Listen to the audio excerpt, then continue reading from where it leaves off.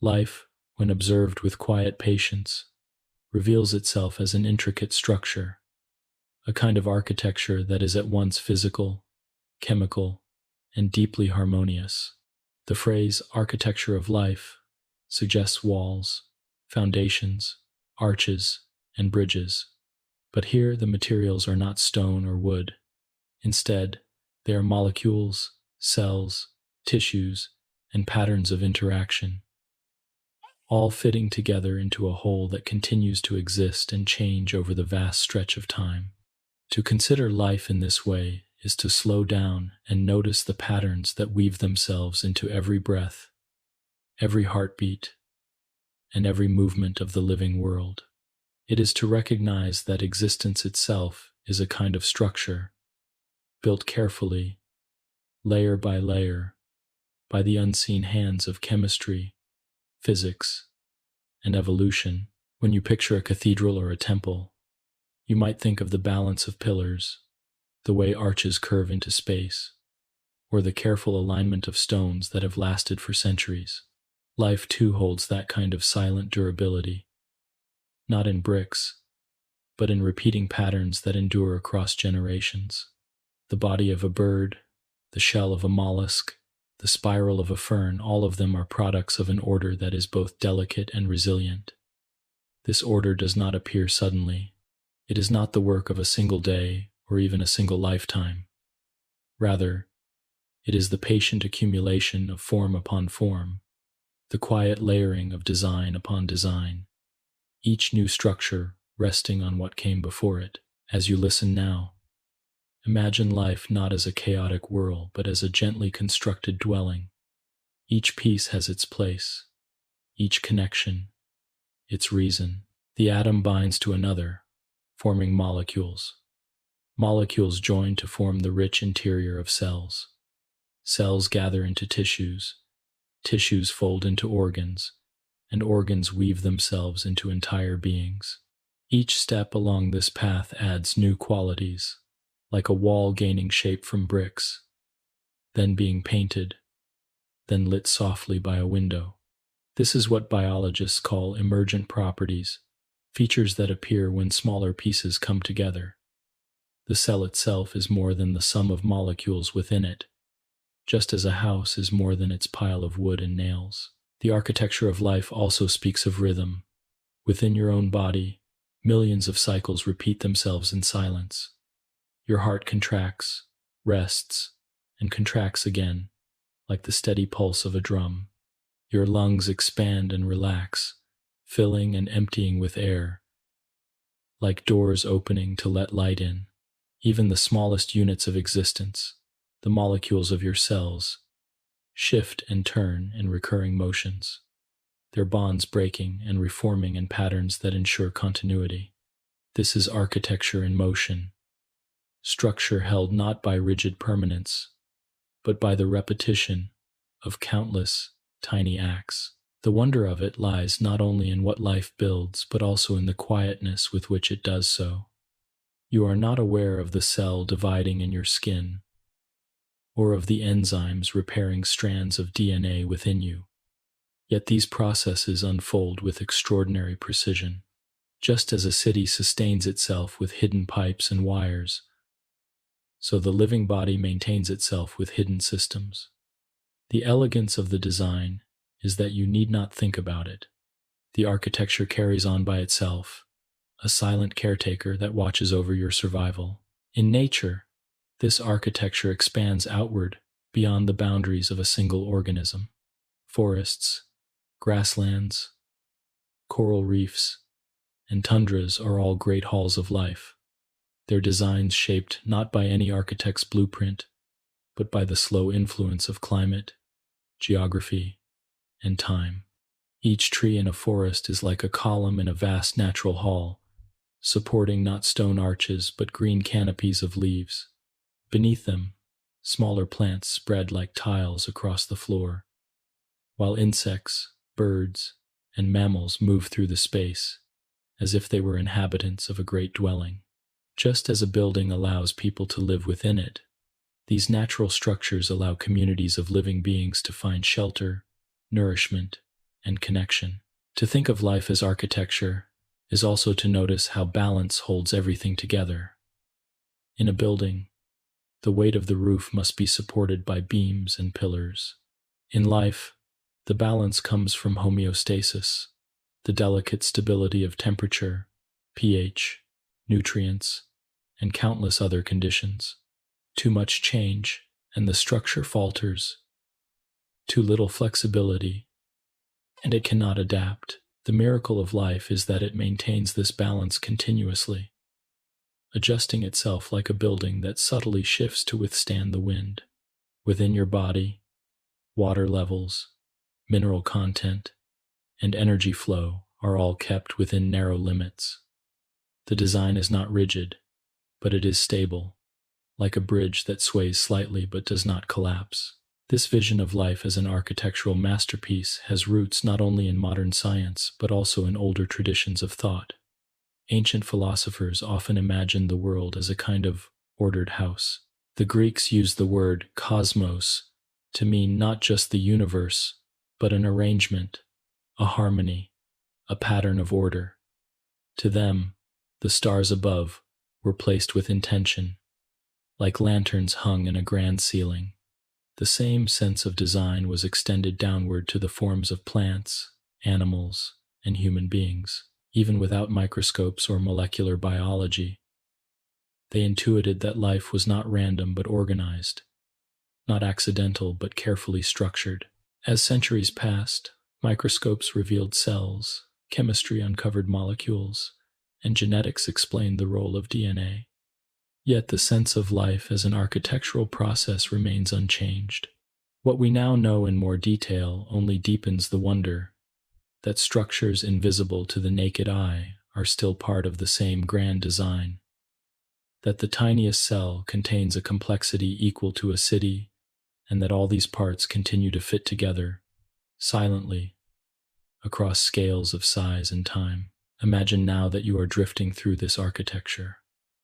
You pass gently from the scale of atoms to the scale of cells, as though walking down a staircase from the highest dome to the smallest chamber. At each step, you see how the parts fit into the whole. The molecules form the cells form the tissues form the organs, and the organs give rise to the organism. You move farther still, stepping out into the quiet courtyards of populations, communities, and ecosystems.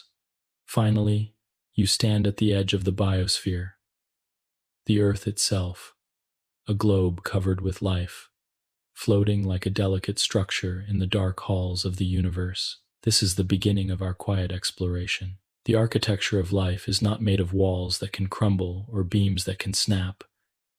It is made of patterns that renew themselves endlessly, as long as conditions allow. It is a structure of resilience, of beauty, and of connection. By tracing its layers with patience, by following its lines with gentle attention, we find ourselves both students and inhabitants of a design greater than any cathedral, more enduring than any palace.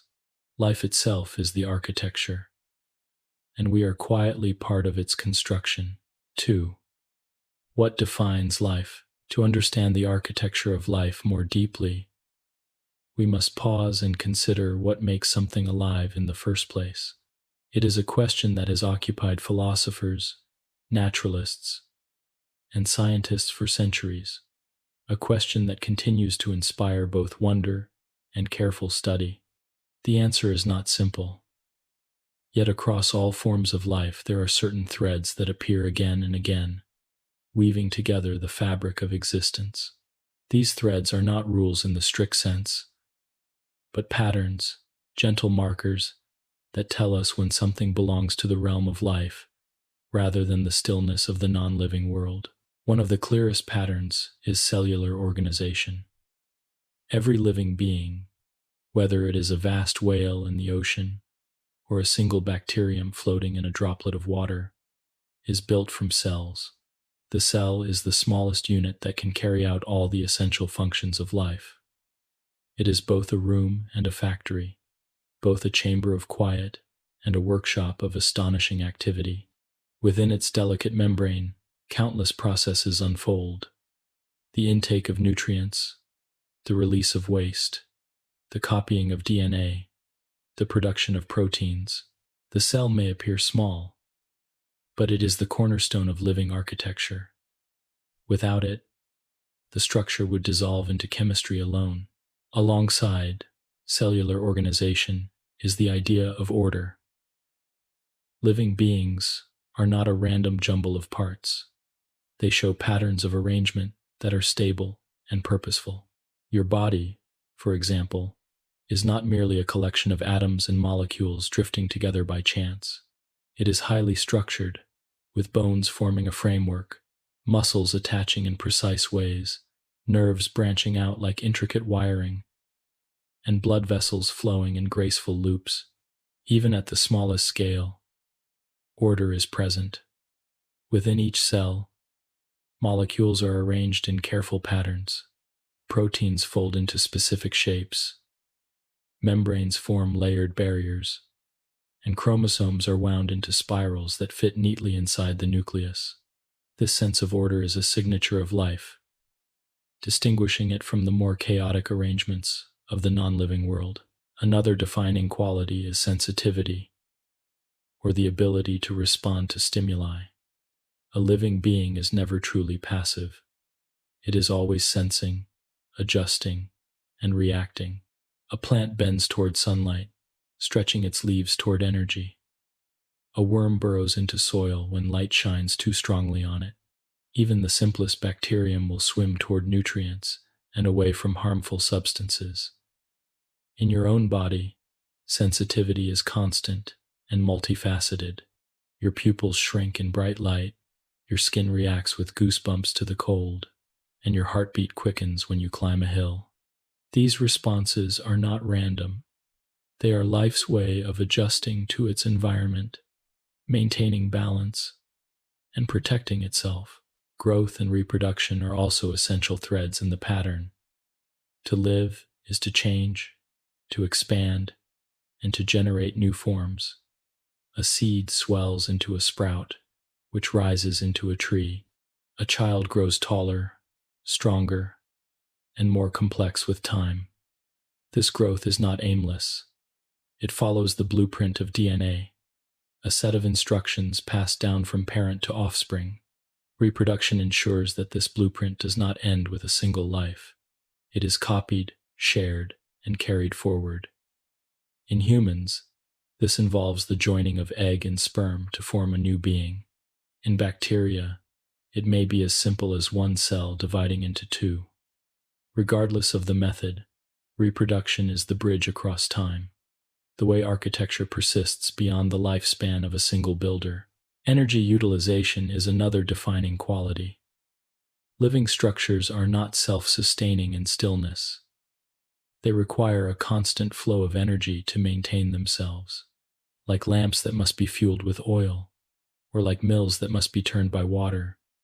Organisms must draw energy from their surroundings.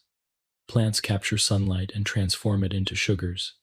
Animals eat plants or other animals to acquire stored energy.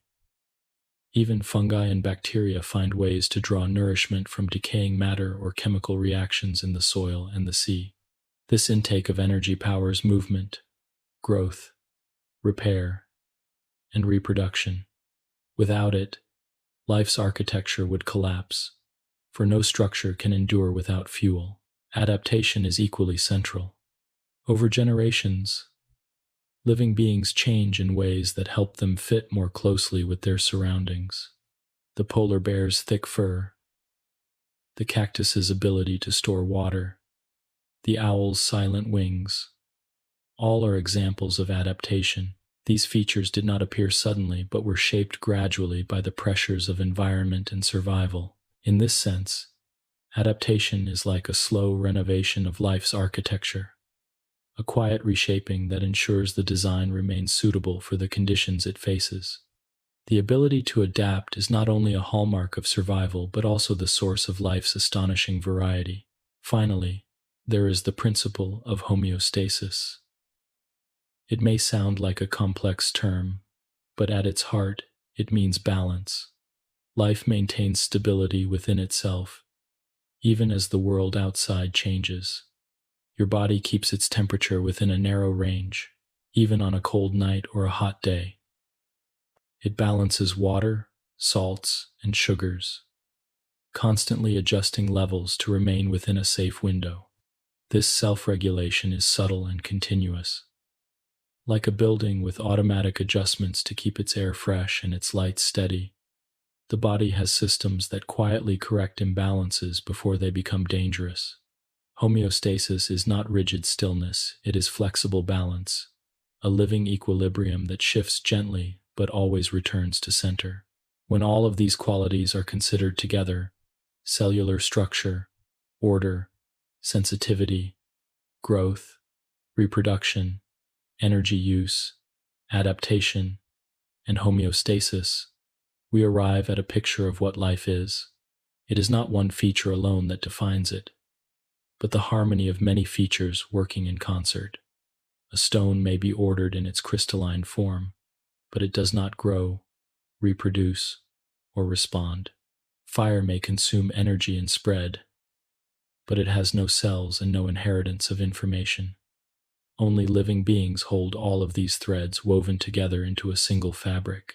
And yet, what is most striking is how seamlessly these qualities blend into one another. Energy use fuels growth. Growth requires reproduction to continue. Reproduction is guided by the order of DNA. DNA ensures adaptation, and adaptation protects balance. Nothing is separate. Each thread strengthens the next. The architecture of life is not a set of disconnected pillars, but a single structure in which each part supports the others. If one were removed entirely, the building would falter. Together, they form something enduring and remarkable. As we reflect on these qualities, it is soothing to remember that they operate within us at every moment. You do not need to think about maintaining your internal balance, yet your body does it continuously. You do not need to command your cells to divide or your DNA to replicate, yet it happens quietly, with perfect timing. The architecture of life is both intricate and effortless. It unfolds naturally, without conscious direction, a reminder that existence itself is sustained by patterns far deeper than thought. In this way, defining life is not simply a scientific exercise. It is also an invitation to see the hidden order within ourselves and within the world around us. To see a tree not just as wood and leaves, but as a living structure that breathes, grows, senses, and adapts. To see an insect not just as a small creature, but as a carefully balanced design of energy, sensitivity, and order. To see ourselves not as isolated beings, but as participants in the great architecture that connects every living form. Thus, as we settle further into this exploration, we carry with us a gentle understanding. Life is not a mystery that must be solved in haste. It is an arrangement that can be observed with patience, admired for its harmony, and appreciated for its continuity. The architecture of life is all around us, defined by patterns that repeat from the smallest cell to the largest forest, and by the balance that sustains us all in quiet, steady rhythm. 3. Atoms and molecules. To walk deeper into the architecture of life, we must begin at its smallest foundations. Just as every great building begins with individual bricks, stones, or pieces of timber, every living organism begins with the tiniest particles of matter atoms. These invisible particles are so small that trillions of them can fit into the space of a single drop of water, and yet they form the base of everything we see, touch, and breathe. Without atoms, there are no molecules. Without molecules, there are no cells. Without cells, there is no life. Thus, to understand the architecture of life, we must pause here, at this most fundamental level, and trace the quiet structures from which all higher forms arise. Atoms themselves are not complex in appearance. They are composed of three main parts: protons, neutrons, and electrons.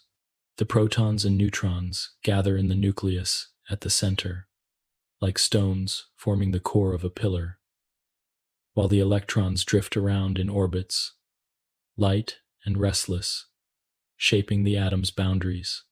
The number of protons defines the identity of each atom. A single proton means hydrogen, 6 protons means carbon, 8 protons means oxygen. From these and other simple building blocks, life constructs everything from strands of DNA to towering redwood trees. It is striking that life does not use every atom available in the universe with equal importance. Instead, it leans heavily on a few select elements, as though nature chose the strongest and most versatile stones for its design. Chief among these is carbon.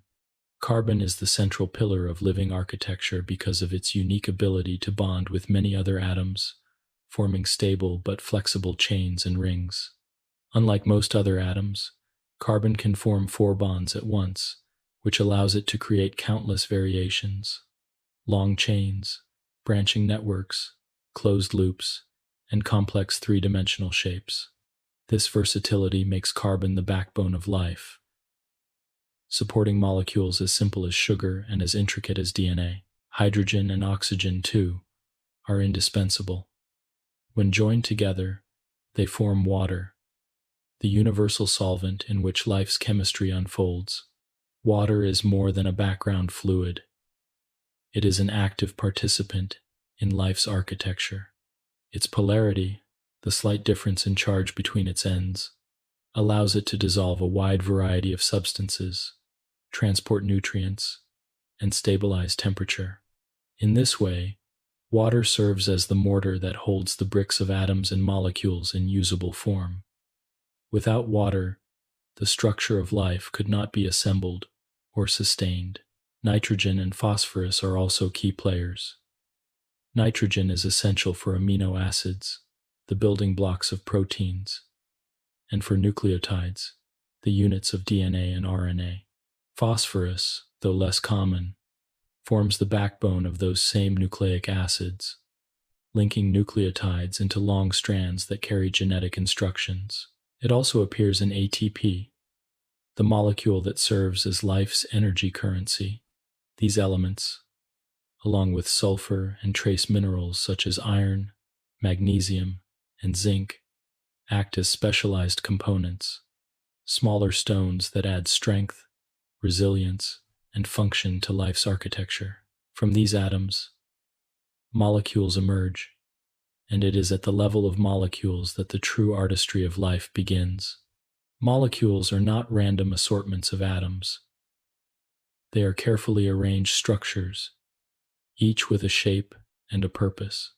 Carbohydrates, for example, are molecules built mainly from carbon, hydrogen, and oxygen. Their shapes may be simple, like a single sugar ring, or complex, like long chains of starch.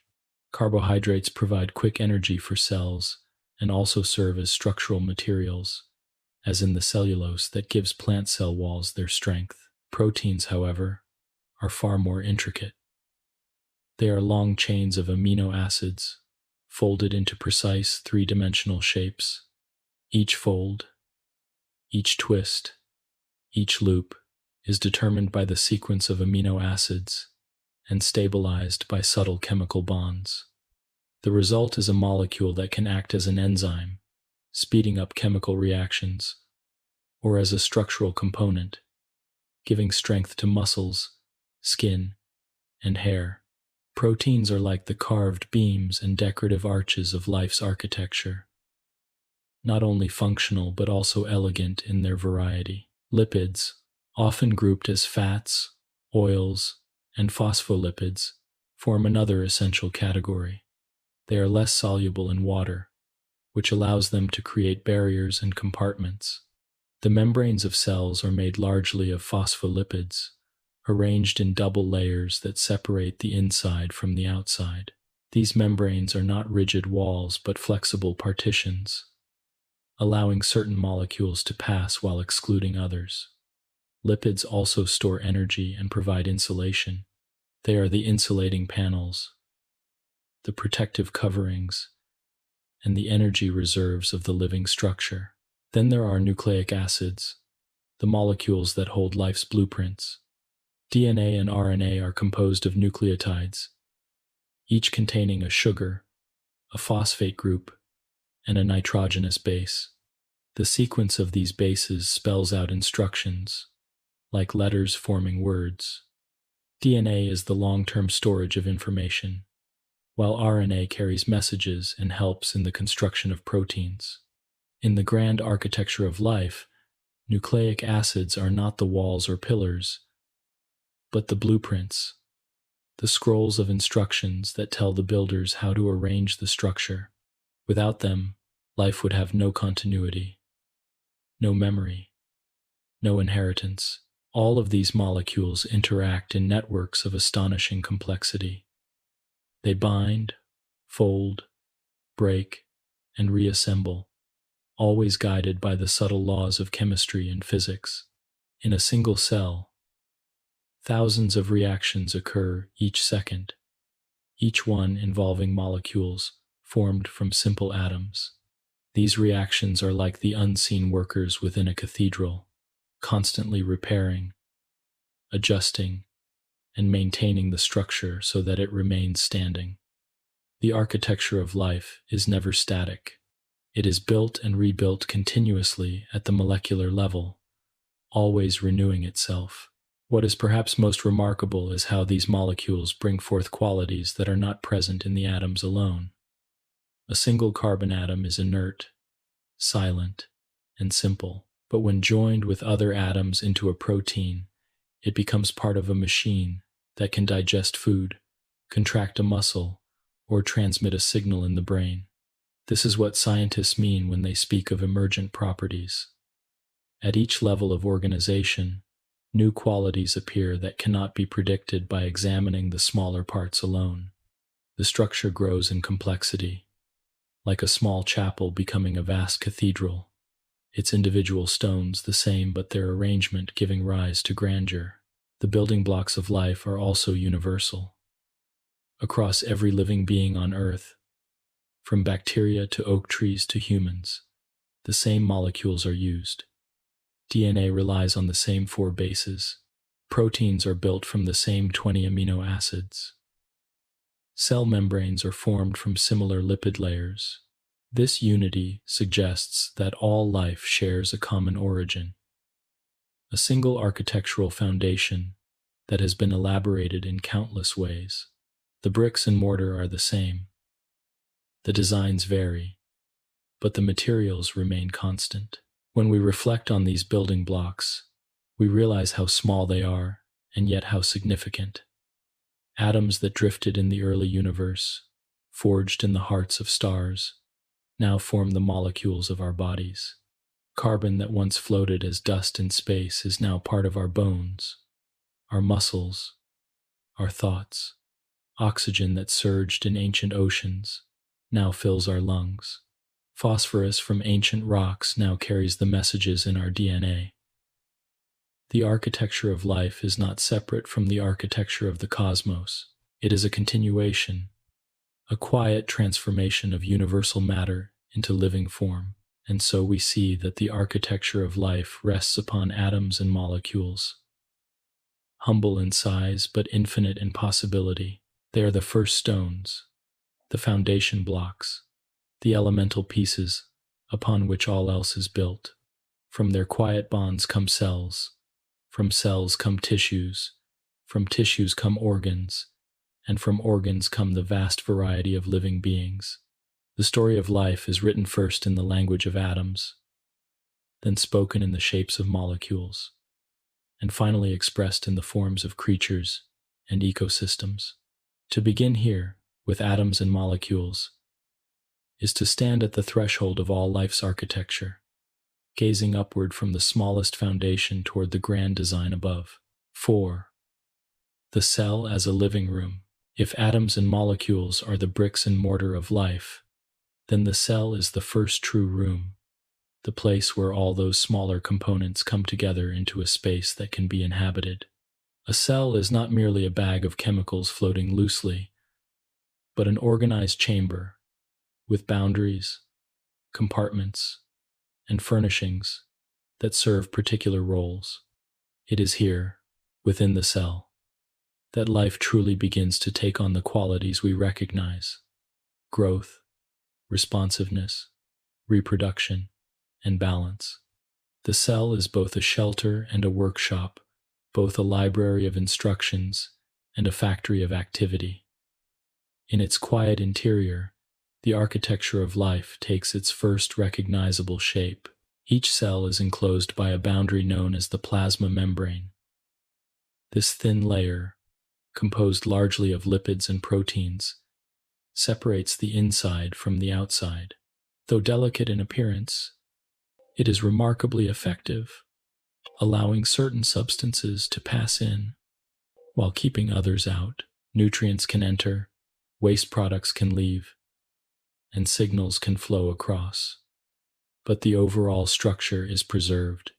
In a sense, the membrane functions as the walls of a room, defining the space, protecting it from collapse, and at the same time, allowing communication with the larger structure beyond. Without this boundary, the contents of the cell would simply disperse into the surrounding environment, and life's architecture would not hold together. Inside this chamber, order continues. The cytoplasm, a fluid that fills the space, is not empty but crowded with structures known as organelles. These organelles are like smaller rooms or furnishings within the larger room, each performing a specific task. Together, they create a division of labor, a system in which different processes can occur at once, coordinated and efficient. This arrangement is the hallmark of eukaryotic cells, the kind that make up plants, animals, fungi, and many other complex forms of life. In simpler prokaryotic cells, such as bacteria, the same processes occur, but without the same degree of compartmentalization. Both kinds of cells are functional dwellings, but eukaryotic cells can be imagined as more elaborate homes, with many rooms for many tasks. At the heart of a eukaryotic cell lies the nucleus, the central library and control center. Surrounded by its own membrane, the nucleus contains the DNA, the long threads of genetic material that hold the instructions for the cell's functioning and reproduction. Like a library filled with volumes of detailed plans, the DNA stores everything needed to build proteins, regulate processes, and pass information to the next generation. Within the nucleus, the nucleolus serves as a smaller chamber where ribosomes, the cell's protein factories, are assembled. It is as though within the main library lies a workshop dedicated to printing the tools required to use the library's knowledge. The nucleus, then, is not a static vault but an active hub, where information is not only stored but constantly read, copied, and applied. Scattered throughout the cytoplasm are the ribosomes themselves. Tiny, but essential. They may float freely in the fluid, or attach to another structure called the endoplasmic reticulum. Ribosomes are the workbenches where proteins are assembled, each one guided by the instructions carried in RNA, a messenger copied from DNA. On these workbenches, amino acids are linked together, folding into the intricate shapes that give proteins their functions. Every enzyme, every structural support, every transport molecule of the cell begins its life on a ribosome. It is a reminder that in this living room, activity never ceases. New furnishings are constantly being built to sustain the structure. The endoplasmic reticulum, or ER, is another critical furnishing. It comes in two forms. The rough ER, so named because it is studded with ribosomes, is a network of folded membranes where many proteins are produced and modified. It is a corridor lined with workshops where the first stages of protein construction take place. The smooth ER, lacking ribosomes, is dedicated instead to tasks like lipid production and detoxification. It is the pantry and the purification system, ensuring that the cell has both the raw materials and the safety it requires to function well. These sprawling networks of membrane are not static but flexible, folding and refolding as the cell adjusts its needs. Once proteins are made, they are often sent to the Golgi apparatus, another set of folded membranes stacked like shelves. Here, the proteins are refined, packaged, and labeled for delivery, much like items in a post office being sorted and prepared for shipment. Some are sent to the membrane for export out of the cell. Others are dispatched to organelles within the cell itself. The Golgi apparatus ensures that every product reaches its destination, maintaining order within the bustling household of the cell. Without it, the flow of proteins would be chaotic, and the architecture would lose its coherence. Energy is also necessary for any dwelling, and within the cell, that energy is produced by the mitochondria. These organelles, often described as powerhouses, convert the chemical energy of food molecules into ATP, the small packets of energy used in nearly every cellular process. Mitochondria are unique in that they contain their own DNA and can reproduce independently, a sign of their ancient origin as once free bacteria that entered into partnership with larger cells. Their role is vital. Without their energy production, the other processes of the cell could not proceed. The lights would go out, the workshops would close, and the room would fall silent. In plant cells, another energy-producing organelle exists alongside mitochondria, the chloroplast. These green chambers capture sunlight and use it to build sugars from carbon dioxide and water, a process known as photosynthesis. Within their membranes lie pigments such as chlorophyll, molecules tuned to absorb sunlight.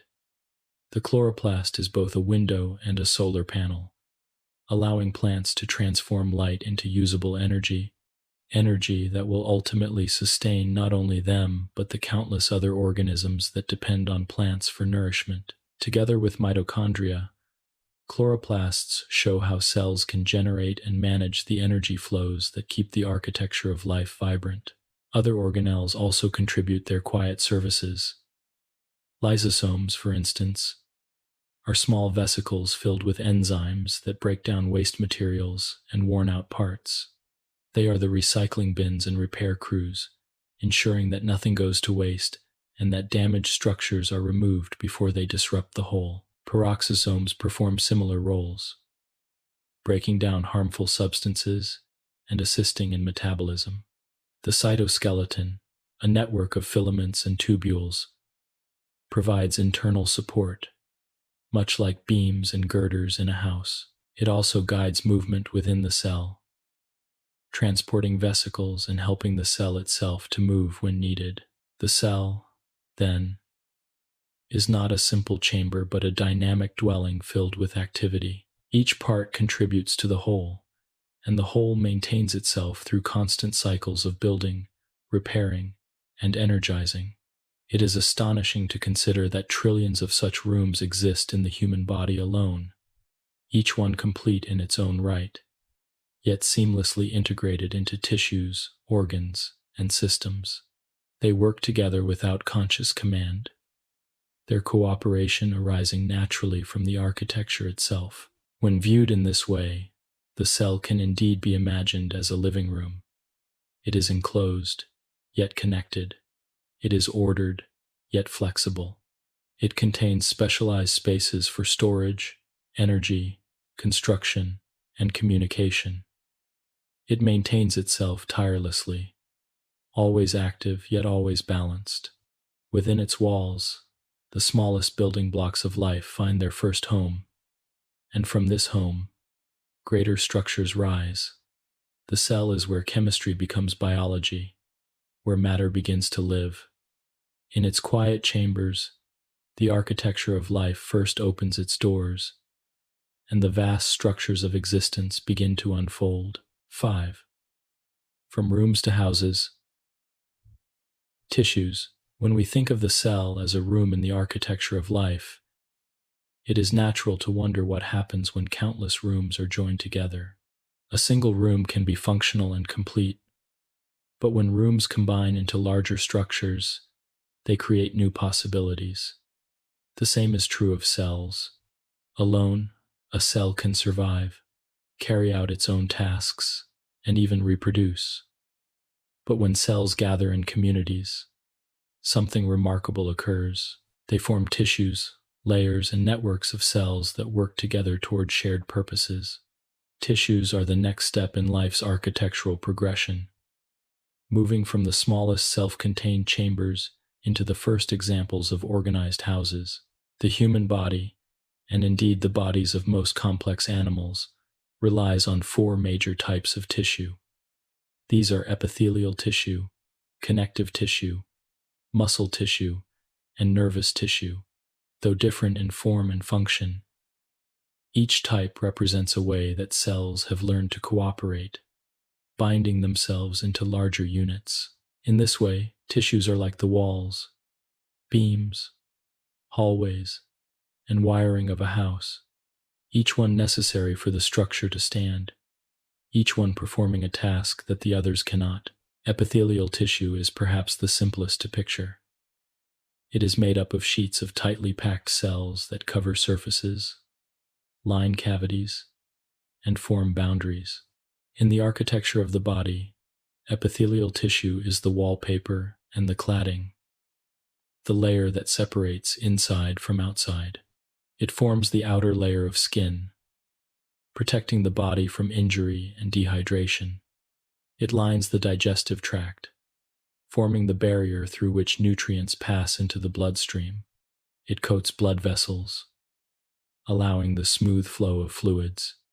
Its cells are bound closely together, leaving little space between them, so that the layer is continuous and resilient. Though thin, it is strong, like tiles carefully arranged to resist weathering. Some epithelial tissues even carry specialized functions. In the lungs, they are delicate enough to allow gases to exchange between air and blood. In the intestines, they are shaped into tiny projections that increase surface area for absorption. Each variation is like a different style of wall, suited to the needs of the space it encloses. Connective tissue is less uniform in appearance, but just as vital. While epithelial tissue forms coverings, connective tissue forms supports. It is the framework upon which other tissues rest, the beams and girders that hold the house together. Its hallmark is the presence of an extracellular matrix, a substance made of fibers and ground material that lies between its cells. This matrix can be soft and flexible, as in adipose tissue, where fat cells are cushioned by loose material, or it can be firm and dense, as in tendons and ligaments, which anchor muscles to bones and bones to one another. Bone itself is a specialized form of connective tissue, hardened by calcium deposits but still living, filled with cells that maintain its structure. Blood, though fluid, is also classified as connective tissue. Its plasma and cells transporting oxygen, nutrients, and signals throughout the body. All of these variations show the versatility of connective tissue. It is not one style of beam or frame, but many, adaptable to different purposes, always uniting the other tissues into coherent forms. Muscle tissue adds another essential quality to life's structures: movement. A house may be sturdy and protective, but in the architecture of life, movement is required for survival. Muscle tissue is composed of elongated cells called fibers, each capable of contracting and relaxing. When many fibers contract together, they shorten the tissue, producing motion. Muscle tissue comes in three main varieties. Skeletal muscle, attached to bones, moves the body voluntarily. It allows walking, speaking, lifting, and all the deliberate motions we perform. Cardiac muscle, found only in the heart, contracts rhythmically and involuntarily, driving the steady beat that pushes blood through the vessels. Smooth muscle, found in the walls of organs like the stomach, intestines, and blood vessels, contracts slowly and continuously, guiding the flow of food, air, and blood without conscious effort. In this way, muscle tissue is both the moving machinery and the pulsing rhythm of the body's design. Without it, the architecture of life would be still, unable to act upon its environment. Nervous tissue provides the final layer of complexity, while the other tissues cover, support, and move. Nervous tissue communicates. It is the wiring of the house, the network of lines that allows signals to travel from one place to another. Nervous tissue is made of specialized cells called neurons, along with supporting cells called glia. Neurons can transmit electrical impulses along their length and pass signals to other neurons through connections known as synapses. In this way, information flows across the body, from the skin to the brain, from the brain to the muscles, and from one organ to another. The speed of this communication is astonishing, often a fraction of a second, allowing the body to react almost instantly to changes in its environment. Nervous tissue does more than carry signals. It integrates them, processes them, and generates responses. In humans, it gives rise to thought, memory, and consciousness, the most intricate expressions of life's architecture. Together, these four types of tissue form the foundation of organs. An organ is a structure made of multiple tissues arranged in a particular way to perform a specialized function. For instance, the stomach includes epithelial tissue to line its interior, connective tissue to provide strength, muscle tissue to churn food, and nervous tissue to regulate its activity. Each tissue alone can perform only part of the task, but when combined, they create a functional whole. It is in this sense that tissues transform cells into larger dwellings, converting the rooms into entire houses capable of sheltering and supporting more complex living functions. The elegance of tissues lies in their cooperation. No tissue operates in isolation. Each depends on the others.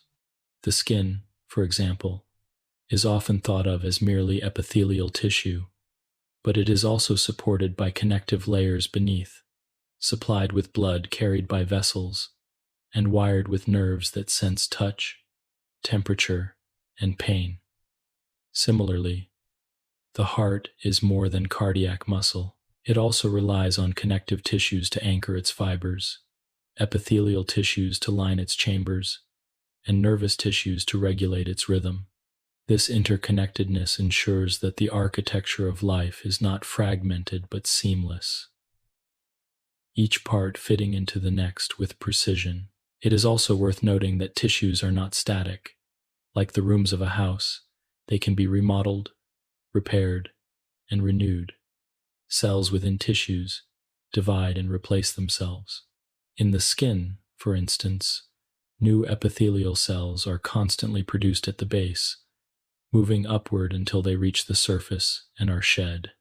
In bone, specialized cells build new matrix while others break down old material, keeping the framework strong and responsive to stress.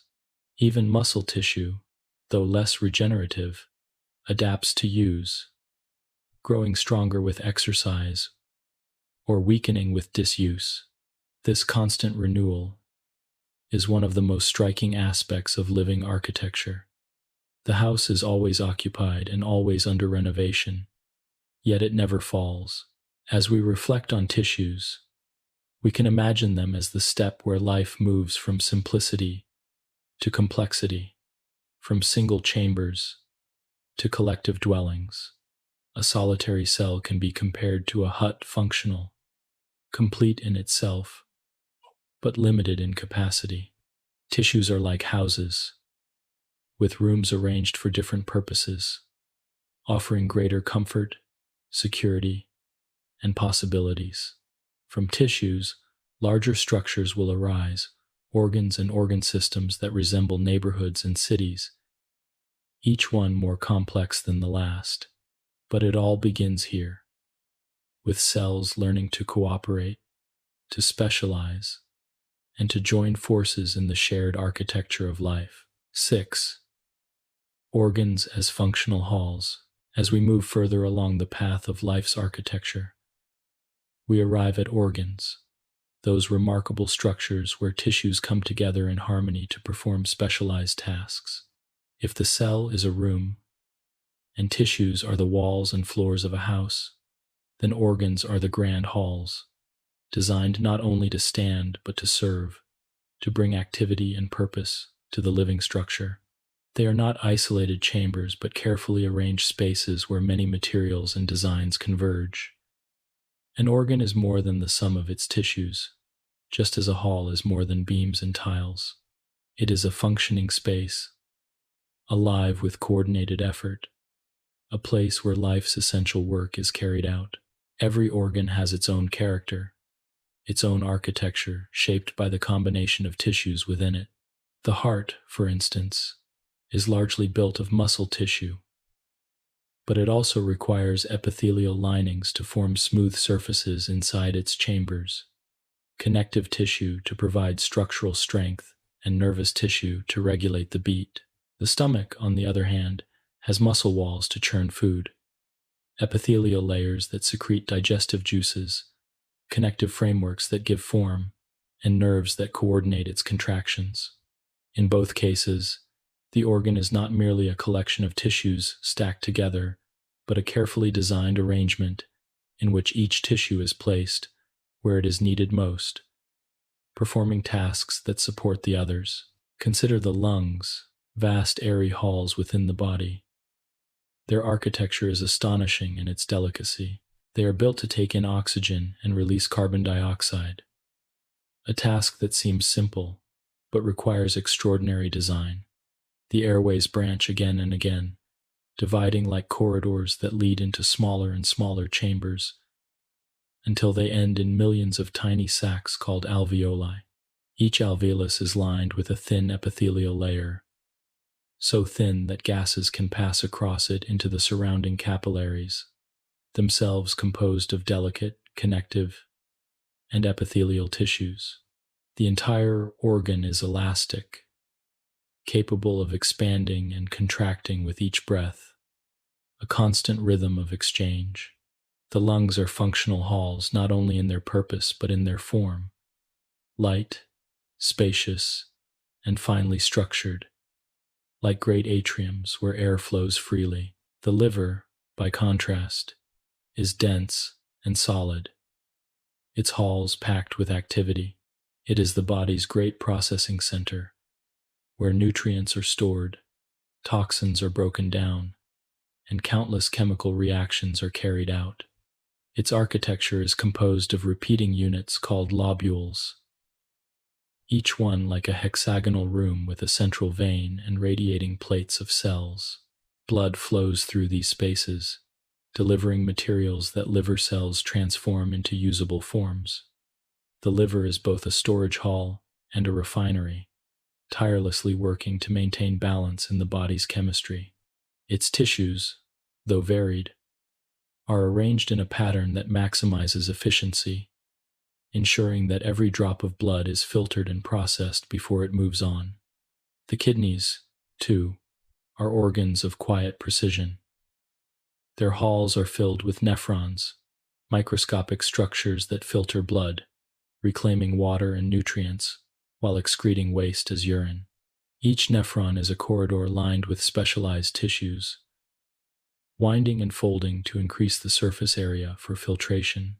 Together, millions of nephrons form the architecture of the kidneys, organs that maintain the balance of fluids, salts, and pH in the body. Their design is elegant in its repetition, each small unit carrying out the same task, and together, sustaining the whole. They are not grand halls in the sense of vast open spaces, but in the sense of reliability and refinement, like orderly libraries filled with rows upon rows of shelves, each one doing its part. The brain stands apart as one of the most intricate halls of all. Composed largely of nervous tissue, it integrates information, generates thought, and orchestrates responses throughout the body. Its architecture is layered, the outer cortex folded into ridges and valleys, the inner regions dedicated to deeper functions, the networks of neurons extending like pathways and wires through every corner. Within the brain, billions of neurons connect through trillions of synapses, forming a network of unimaginable complexity. This organ is not only a hall of function but a hall of consciousness, a space where awareness itself emerges. Its tissues are specialized to a degree found nowhere else, each region performing tasks as varied as regulating heartbeat, recalling memory, interpreting sound, or imagining the future. The brain is perhaps the most extraordinary example of how tissues, when combined, can form an organ that transcends its parts.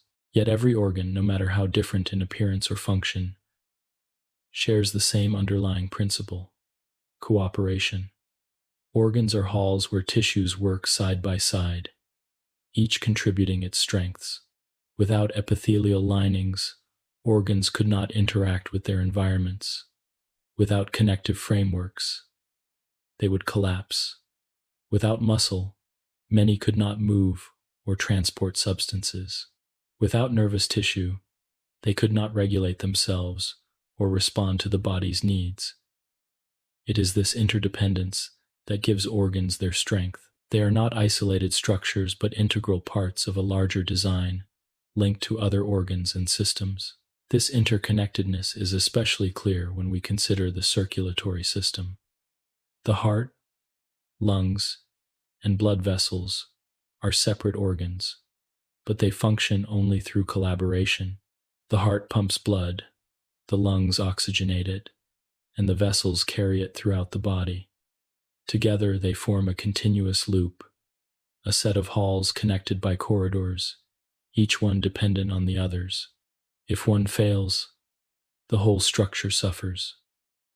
The same is true of the digestive organs. The mouth, stomach, intestines, liver, and pancreas all perform unique tasks, but together they form a single process that turns food into energy and raw materials. No one organ can claim responsibility for the entire task. The architecture relies on their combined efforts. Organs also reveal the principle of specialization, a cornerstone of life's design. Each one focuses on a particular set of functions, refining its tissues to perform them with efficiency. The eye is specialized for vision, its tissues forming lenses, retinas, and nerve pathways that capture and process light. The skin is specialized for protection and sensation, layering epithelial, connective, and nervous tissues into a barrier that is both strong and sensitive.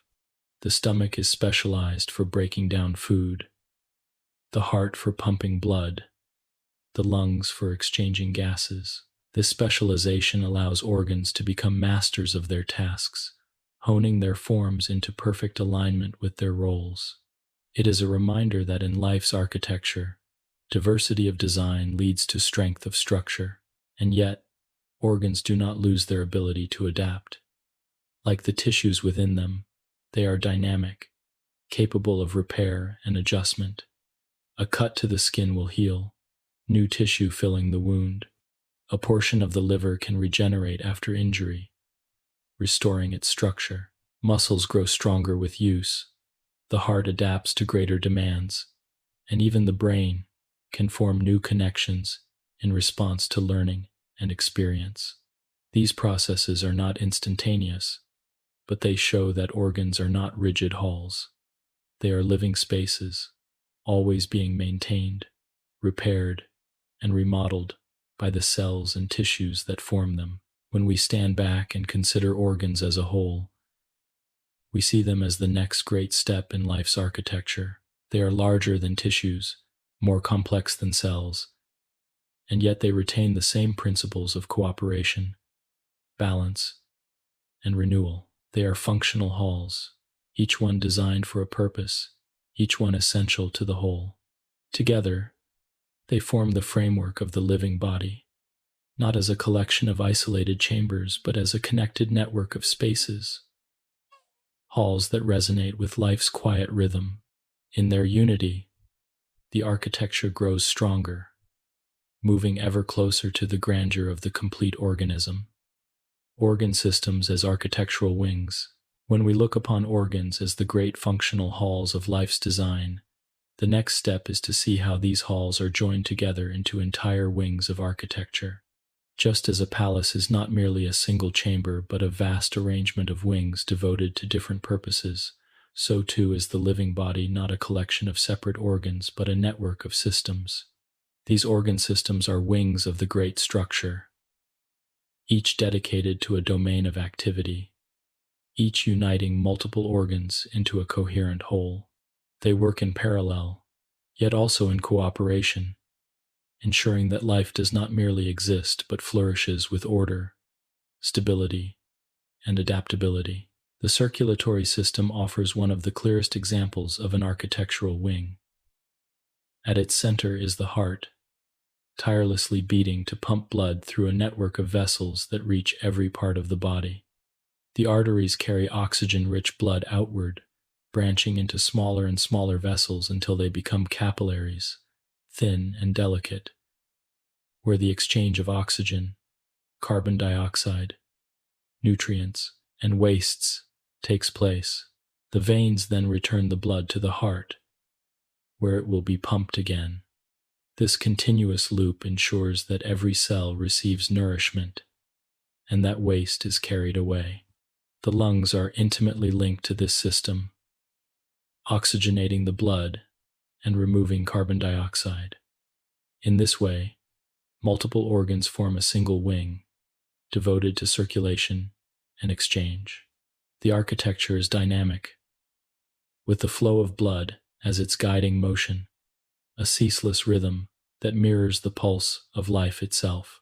The respiratory system is another wing, with its own corridors and chambers.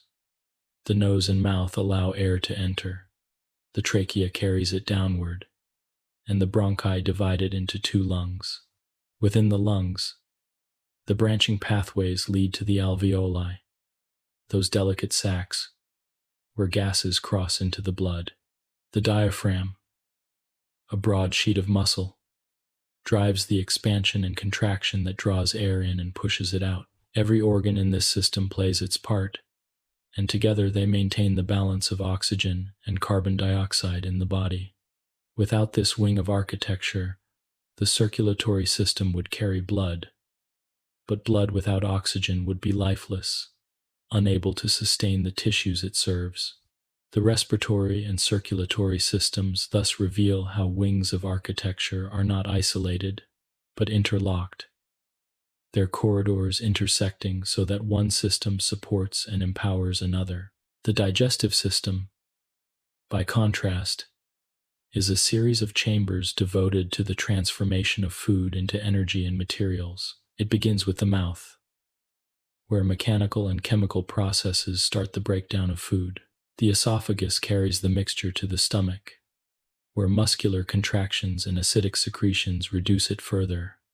From there, it passes into the small intestine, a long corridor lined with folds and projections that increase surface area for absorption.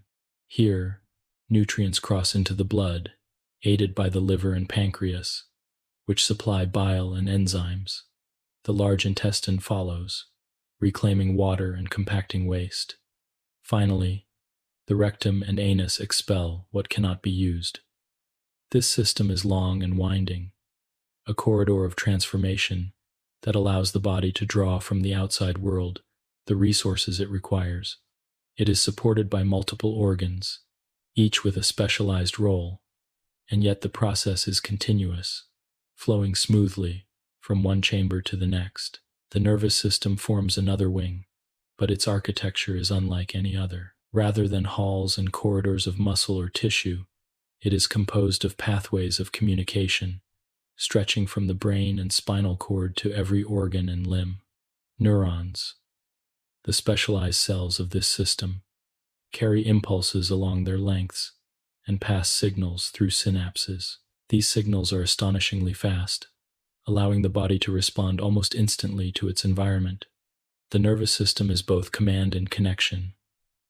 The brain interprets sensory input, formulates responses, and sends commands outward. The spinal cord acts as a central highway for signals.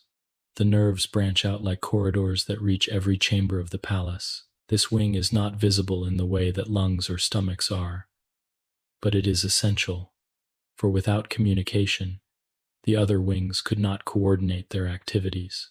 The endocrine system runs parallel to the nervous system, slower but equally vital. It is composed of glands that release hormones into the blood.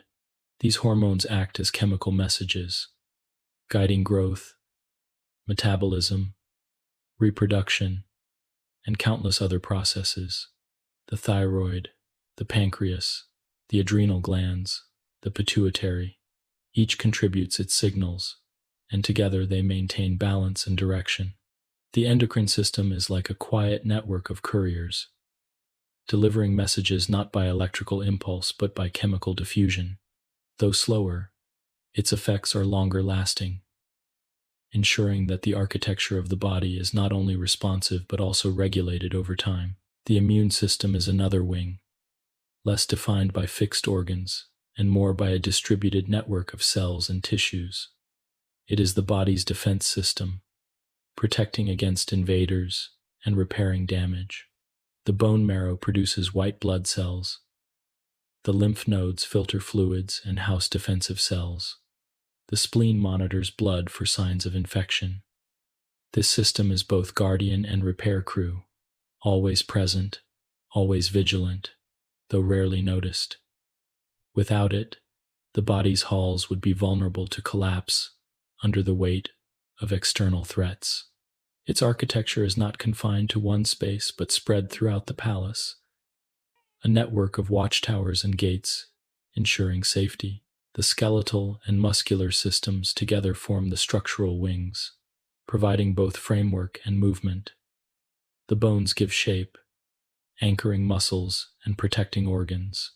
They are living tissues, constantly renewed, their calcium-rich matrix strong yet adaptable. The muscles, attached by tendons, contract to move the bones, producing motion. These two systems are inseparable. Bones without muscles are rigid and still, while muscles without bones have nothing to act upon. Together, they form the architecture of support and motion, allowing the body not only to stand but to interact with its environment. The integumentary system, though simpler, is no less important. It is composed of the skin, hair, nails, and glands. The skin, as the body's largest organ, covers and protects, regulating temperature, preventing dehydration, and sensing the outside world. Hair and nails extend this protection, while glands secrete oils and sweat. This system is the outer wall of the palace, the protective covering that shields the inner halls from harm while still allowing interaction with the environment. Finally, the reproductive system ensures continuity, passing the architectural plans of life to the next generation. Its organs differ between male and female, but together they produce, protect, and deliver the cells that carry DNA forward. The reproductive system is both a wing of the present and a bridge to the future, ensuring that the architecture of life does not end with one body, but continues across generations. What is most striking when we consider these systems together is how interdependent they are. No wing of the architecture can function alone. The digestive system provides nutrients, but without the circulatory system to distribute them, they would be useless. The respiratory system brings oxygen, but without the muscles of the diaphragm, air would not move. The nervous and endocrine systems direct activities, but without the skeletal and muscular systems, there would be no motion to command. The immune system guards against threats, but without blood to carry its cells, it could not act. Every wing is necessary, and every wing relies on the others. The body is not merely a collection of organs, but a palace of wings, each one designed for a purpose, each one linked to the rest. It is an architecture of cooperation, an arrangement of spaces that sustains life through balance and integration. As we walk through its halls in thought, we can appreciate not only the beauty of individual organs, but also the grandeur of the systems they form. These systems are the wings of the great living structure, extensions that reach outward and inward, holding the architecture of life together in harmony. 8. The whole building, the organism. As the wings of life's architecture come together, the structure begins to reveal itself in its entirety. The organism is the completed building, the grand construction that encompasses every smaller chamber, corridor. From atoms to molecules, from cells to tissues, from tissues to organs, and from organs to organ systems, the pattern has been one of increasing complexity and integration. At the level of the organism, the architecture reaches its full expression, a singular being that is not merely a collection of parts but a unified whole. The organism breathes, moves, senses, and responds. It is the house made complete, the cathedral standing tall, the palace alive with activity. The organism is defined by its wholeness. A heart without a body cannot beat indefinitely. A lung separated from the circulation cannot exchange gases. Even the brain, so remarkable in its complexity, cannot persist on its own for long. Only when all the systems function together, supporting and balancing one another, does life exist in its recognizable form. This wholeness is more than a mechanical arrangement. It is what biologists call an emergent property, a quality that arises from the integration of parts, but cannot be reduced to them. Just as the sound of a symphony cannot be found in the individual notes of a violin or a flute, but only in their concert, so life cannot be found in a heart, a lung, or a brain alone, but only in the organism as a whole. Every organism is a unique architectural design, tailored by evolution to fit its environment. The diversity of organisms on Earth is staggering, from microscopic bacteria to towering redwood trees, from delicate jellyfish drifting in the ocean to elephants walking the savanna. Each one is an organism, complete and self-sustaining, yet each is built according to the same principles of life's architecture. Cells form tissues, tissues form organs, organs form systems, and systems form the organism. The design is universal, though the details vary endlessly. A bird's body is shaped for flight, with lightweight bones and strong breast muscles. A fish's body is shaped for swimming, with fins and streamlined form. A cactus is shaped for desert survival, with tissues that store water and spines that reduce evaporation. Each organism is a complete structure, not random in its design, but deeply attuned to its environment. For humans, the organism is experienced from within. We are each a living structure, yet we rarely consider the complexity of our architecture. We breathe without thinking of the lungs, digest food without picturing the stomach and intestines, move our limbs without reflecting on bones and muscles, and perceive the world without consciously tracing the pathways of nerves and neurons. The organism integrates all of these processes seamlessly, presenting us with the unified experience of being alive. It is as though we live inside a building that maintains itself, repairs itself, and adapts itself without our conscious involvement. We are the inhabitants of our own architecture, and yet we are also the architecture itself. One of the most profound qualities of the organism is its individuality. While all organisms share the same general principles, each is distinct. Even among members of the same species, No two are exactly alike. This individuality arises from subtle differences in DNA, from variations in development, from unique experiences and interactions with the environment. It is expressed in the shape of a leaf, the pattern of a shell, the markings on an animal's coat, or the features of a human face. The individuality of each organism is like the uniqueness of each building in a city. All may be built from similar materials. All may follow familiar principles. Yet each has its own character, its own presence. Despite individuality, organisms are not isolated. Each one interacts constantly with its surroundings, drawing in energy and materials, releasing waste, responding to changes, and influencing other organisms. This interaction is essential, for no organism is fully self-contained. A plant captures energy from sunlight, but depends on soil for minerals and on pollinators for reproduction. An animal depends on plants for food, on oxygen from the atmosphere, and on other animals for ecological balance. Even the simplest bacterium depends on the environment around it for nutrients and conditions that allow survival. The organism is whole, but it is not separate. It is a building complete in itself, yet also part of a vast city of life, connected through countless exchanges. Another defining feature of the organism is continuity across time. Every organism is both a product of the past and a bridge to the future. Its DNA carries the memory of countless generations, instructions shaped and refined through evolution. Its reproduction, whether by cell division, by seeds, or by birth, ensures that this memory continues into the future. In this sense, the organism is not merely an individual structure but part of an unbroken chain of architecture stretching back billions of years.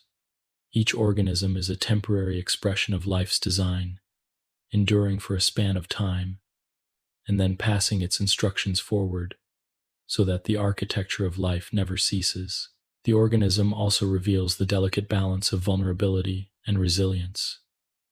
On one hand, it is remarkably robust. It can repair wounds, fight infections, adapt to changes in temperature, and survive fluctuations in its environment. On the other hand, it is fragile. A disruption to balance, whether by injury, disease, or environmental stress, can threaten the whole. This duality is part of life's architecture, strength through complexity, but also dependence on the harmony of all parts. The organism is not invincible, but neither is it easily undone. Its architecture endures through flexibility, through the ability to adapt and recover. In the grand scheme, organisms are not limited to individual existence, but often come together in cooperation. Some live in colonies, like corals that form reefs or bees that build hives. Others form symbiotic relationships, like lichens, which are composed of fungi and algae, living as one. Even in higher animals, cooperation is evident in social groups, where individuals rely on one another for survival.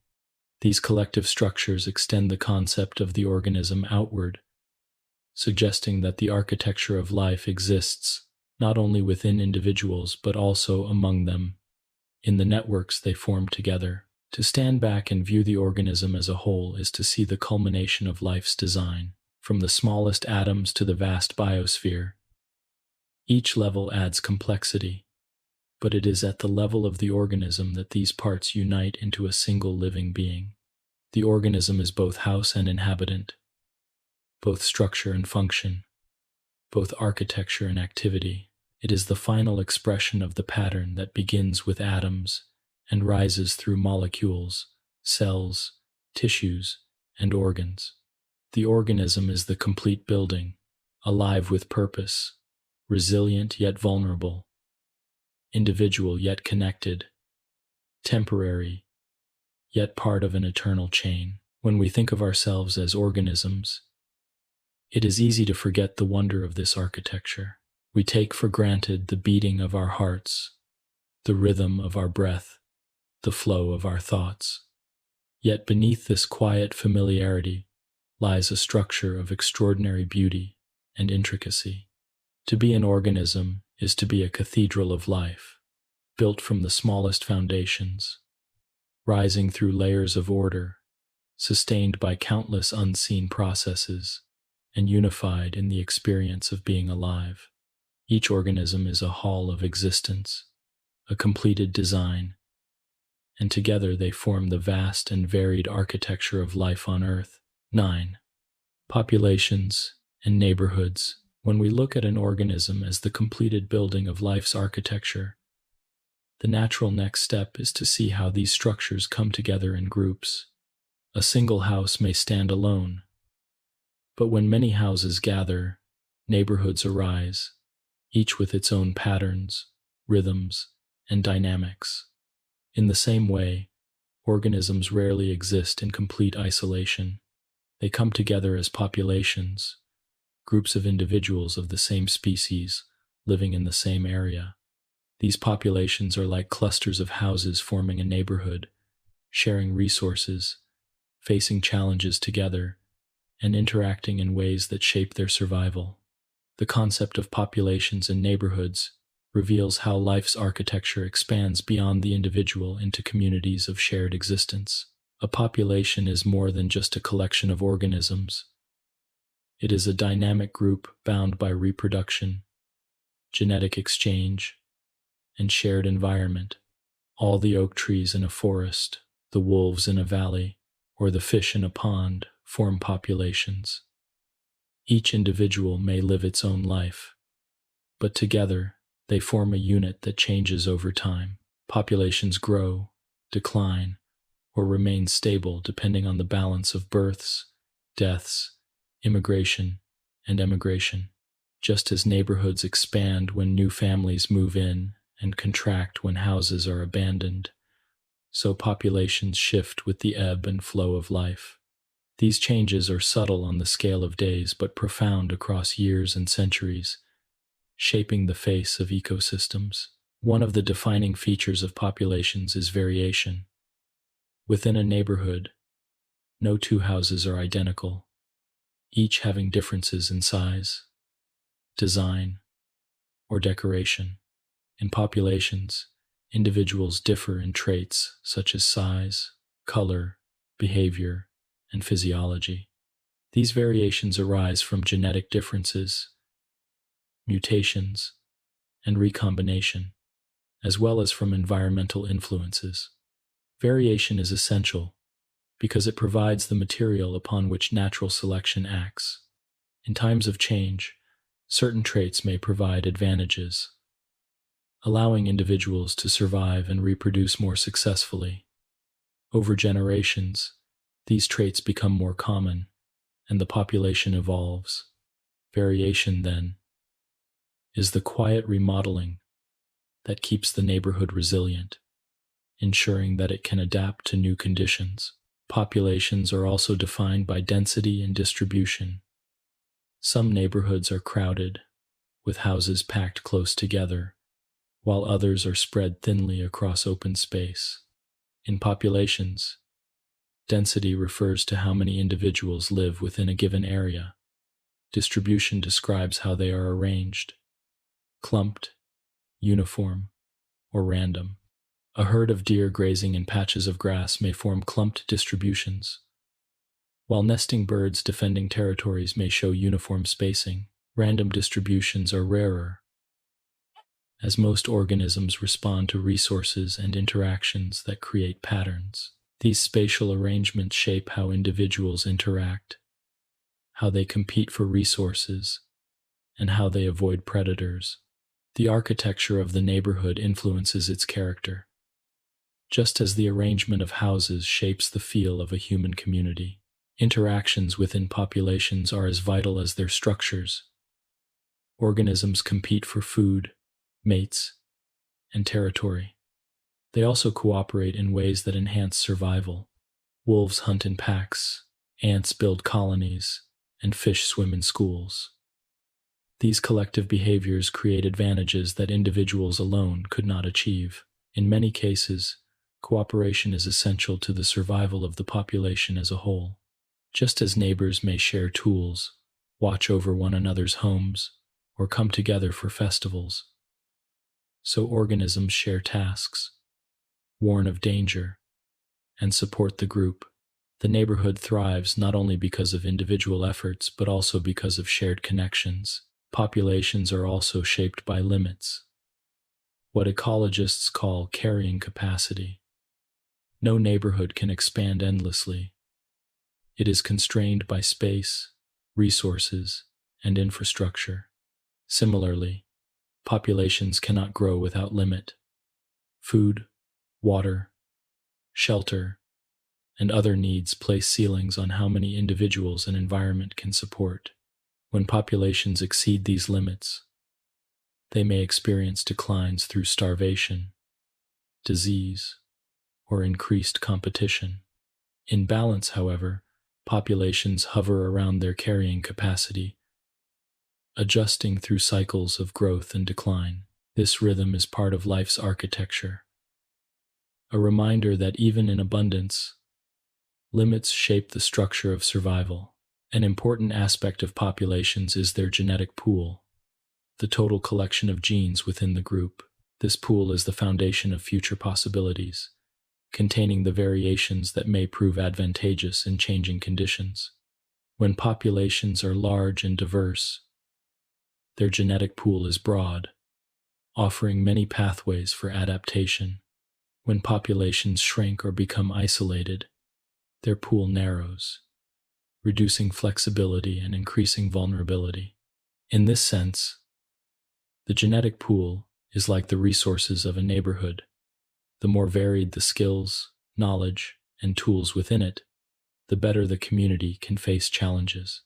Diversity strengthens, while uniformity risks fragility. Populations also connect with time in a way that individuals cannot.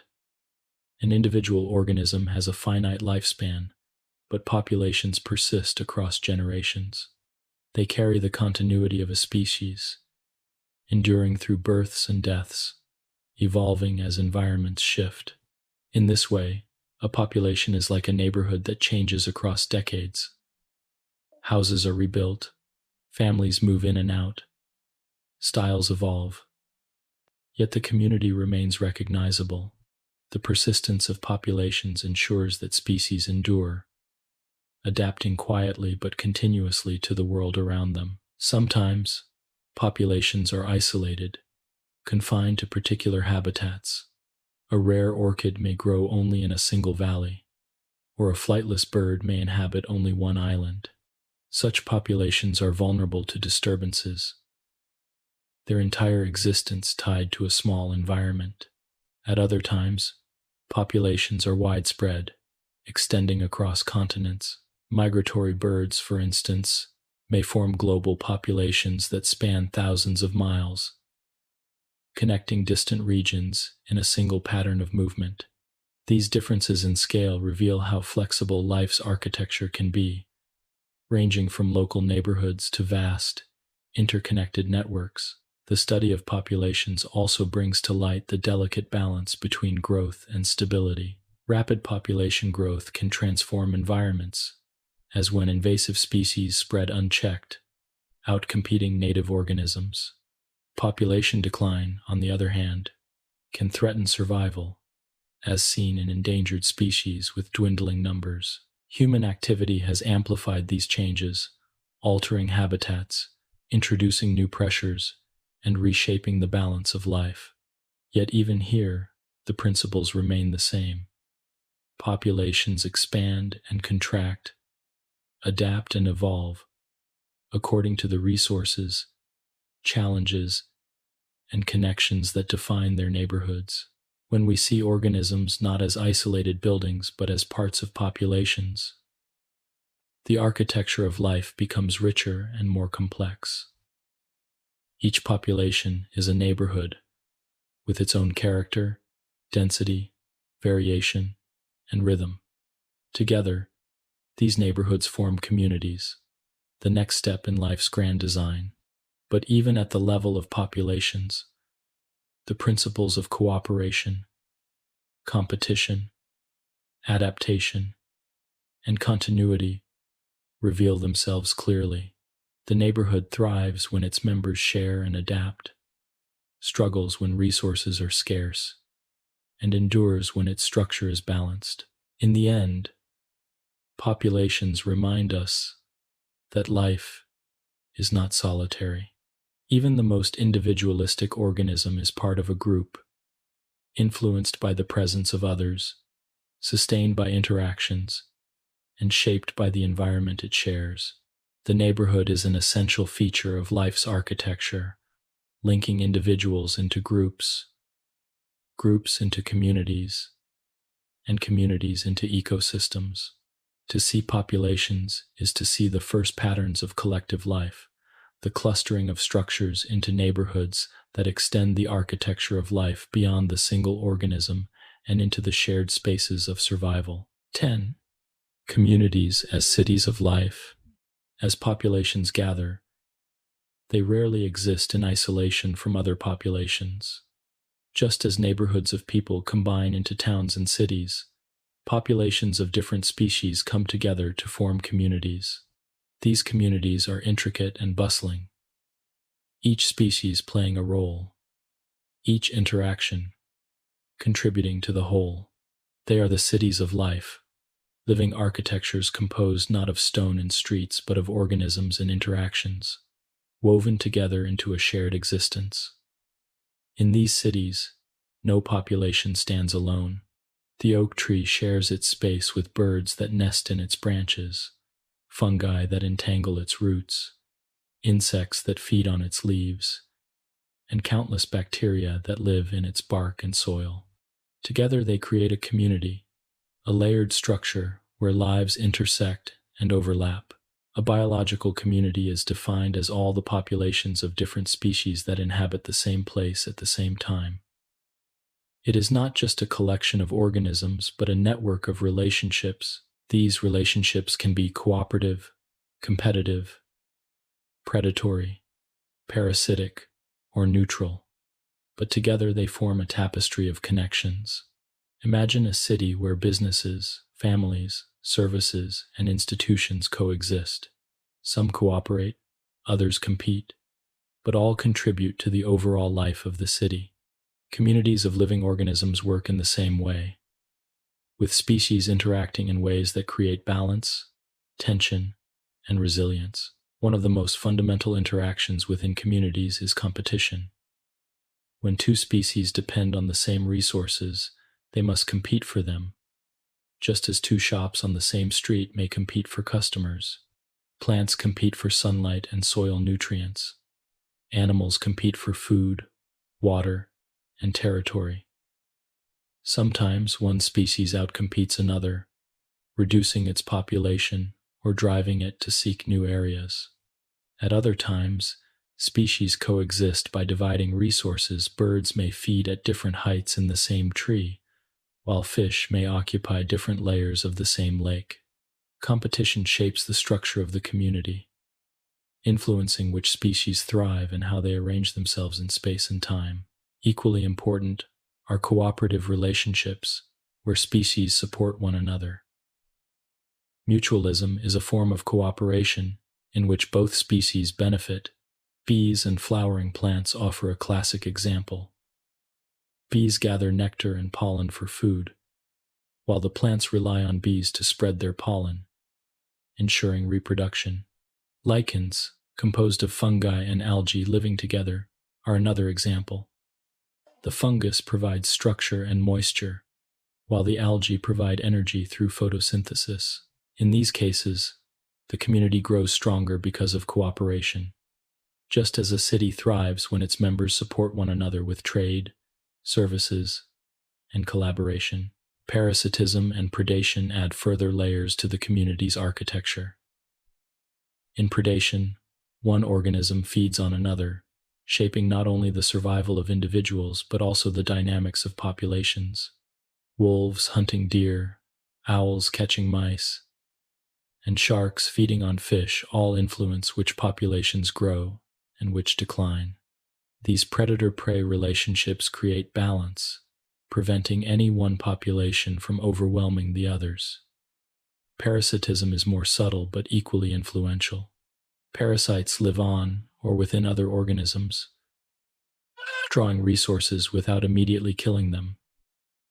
Tapeworms, fungi, and many insects follow this strategy. While it may seem harmful, parasitism is also part of the balance of communities, regulating populations and shaping adaptations over time. Another form of relationship is commensalism, in which one species benefits, while the other is neither helped nor harmed. Barnacles attaching to whales, birds nesting in trees, or small fish following larger predators to feed on scraps are examples.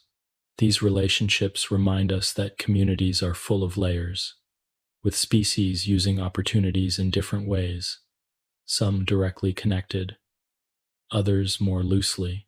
The architecture of a community, like that of a city, is not uniform but diverse, with connections ranging from intense dependence to casual coexistence.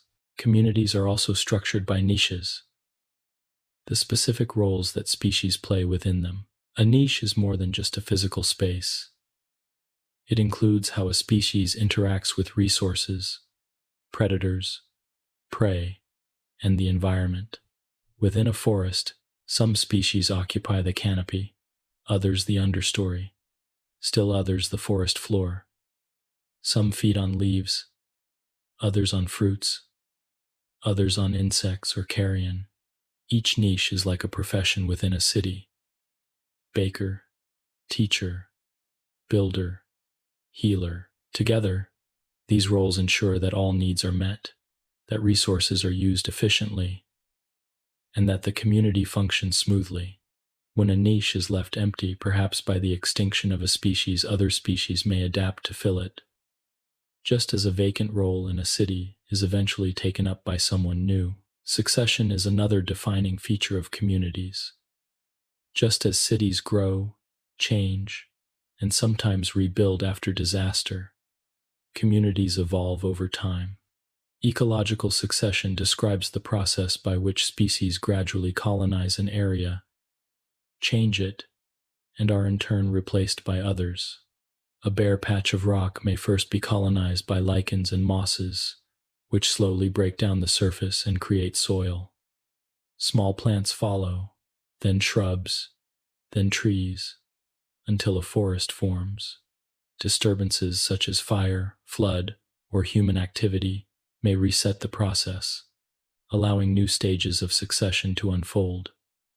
In this way, communities are dynamic, not fixed. Their architecture changes across decades and centuries.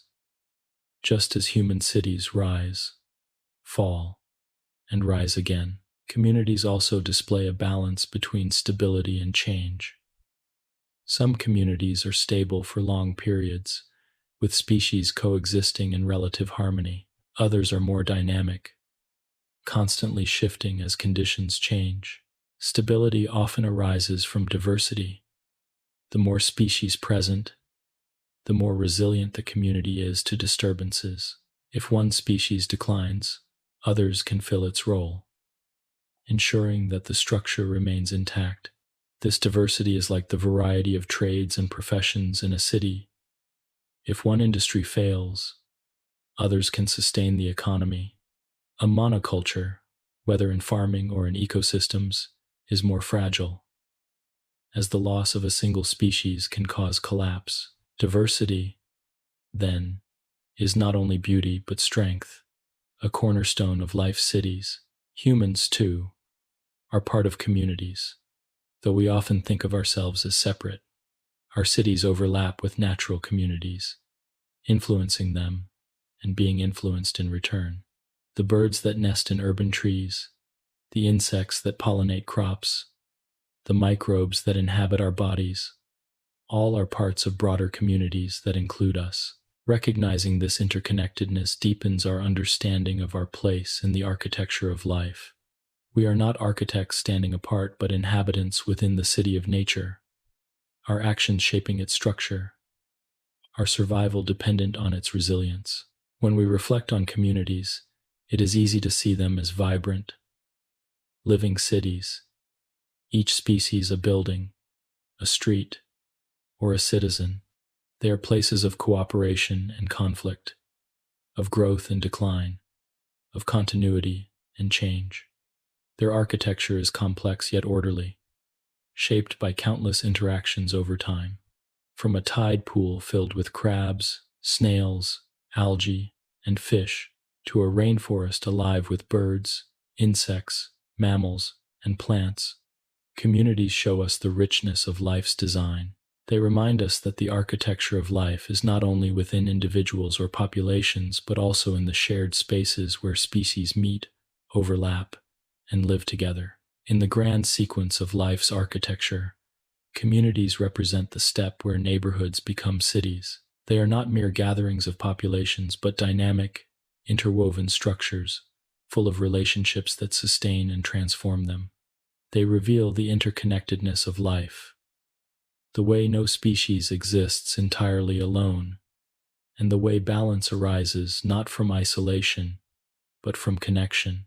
To see communities is to see the architecture of life at its most vibrant, where the individual and the collective meet, and where the living city continues its quiet, ceaseless rhythm. 11. Ecosystems as landscapes. When we step back from the lively cities of life that are biological communities, we begin to see an even broader pattern taking shape. Communities do not exist in isolation, just as cities are never entirely separate from the land around them. They are shaped by the soil beneath, the water that flows through, the climate that surrounds, and the energy that sustains them. This wider integration of living and non-living elements is what we call an ecosystem. If communities are cities of life, then ecosystems are the vast landscapes in which those cities stand: mountains and rivers, forests and deserts, coral reefs and tundras.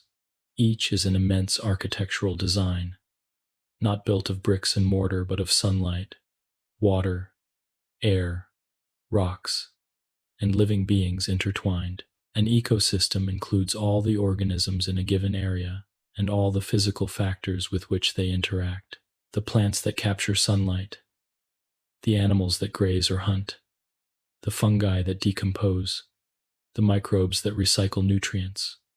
All are part of it, but so too are the rivers that flow through, the wind that shapes the land, the minerals of the soil, and the patterns of temperature and rainfall.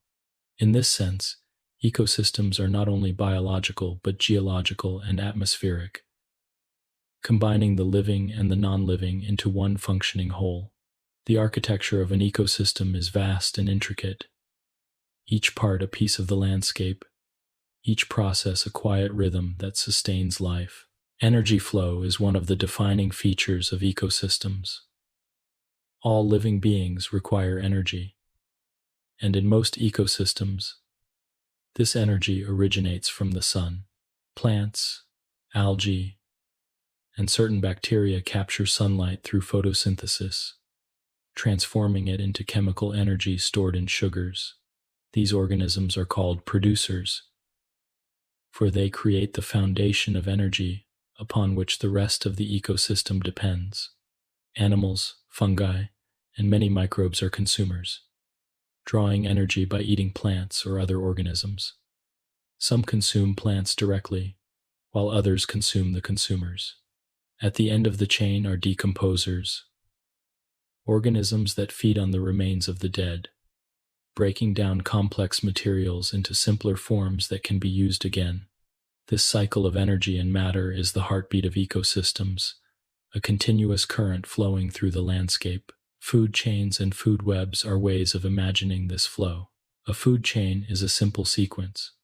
Grass captures sunlight, a rabbit eats the grass, a fox eats the rabbit, and decomposers eventually recycle the fox. But ecosystems are rarely so simple. They are woven into food webs, with countless species feeding in multiple ways, interconnected in a network of exchange. This web ensures stability, for if one species declines, others can often take its place. It is like a woven fabric, where many threads together create strength, so that the loss of one does not unravel the whole. The food web is a central feature of ecosystem architecture, a network of relationships through which energy and materials pass. Nutrients, unlike energy, are cycled endlessly within ecosystems. Carbon, nitrogen, phosphorus, and water move through living and non-living components in continuous loops. Plants draw carbon dioxide from the air and release it again when they respire. Animals eat plants and release carbon through breath. Decomposers return carbon to the soil and atmosphere as they break down remains. Nitrogen cycles from the atmosphere to the soil through bacteria, into plants and animals, and back again. Phosphorus, locked in rocks, is gradually released, taken up by organisms, and returned to the earth. Water evaporates, condenses, and falls as rain, flowing through rivers and into oceans before rising once more.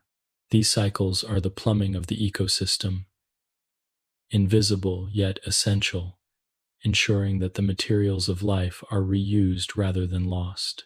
Different ecosystems arise from different combinations of climate, geography, and life. Forests, for instance, are ecosystems where trees dominate, creating layered canopies, understories, and forest floors. Deserts are defined by dryness, with plants and animals adapted to conserve water. Grasslands stretch in open expanses, supporting large herbivores and the predators that follow them. Wetlands are rich in nutrients, teeming with birds, amphibians, and insects. Oceans cover most of the earth and contain ecosystems ranging from shallow coral reefs to deep, dark trenches. Each ecosystem has its own character, its own architecture, shaped by the balance of sun, water, soil, and living beings. Within ecosystems, balance is maintained through interactions. Predators regulate prey populations, preventing overgrazing or overgrowth. Plants stabilize soil, preventing erosion. Decomposers recycle nutrients, preventing accumulation of waste. If one part of the ecosystem is disrupted, the balance shifts. A loss of predators can lead to an explosion of prey, which then overconsume plants, altering the landscape. A decline in pollinators can reduce plant reproduction, affecting animals that depend on those plants. These ripple effects reveal the delicate interdependence of ecosystems, where every element, large or small, contributes to the stability of the whole. Ecosystems are also dynamic, changing over time.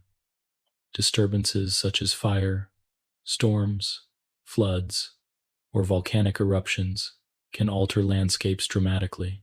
Yet ecosystems often recover through succession, the gradual recolonization of species.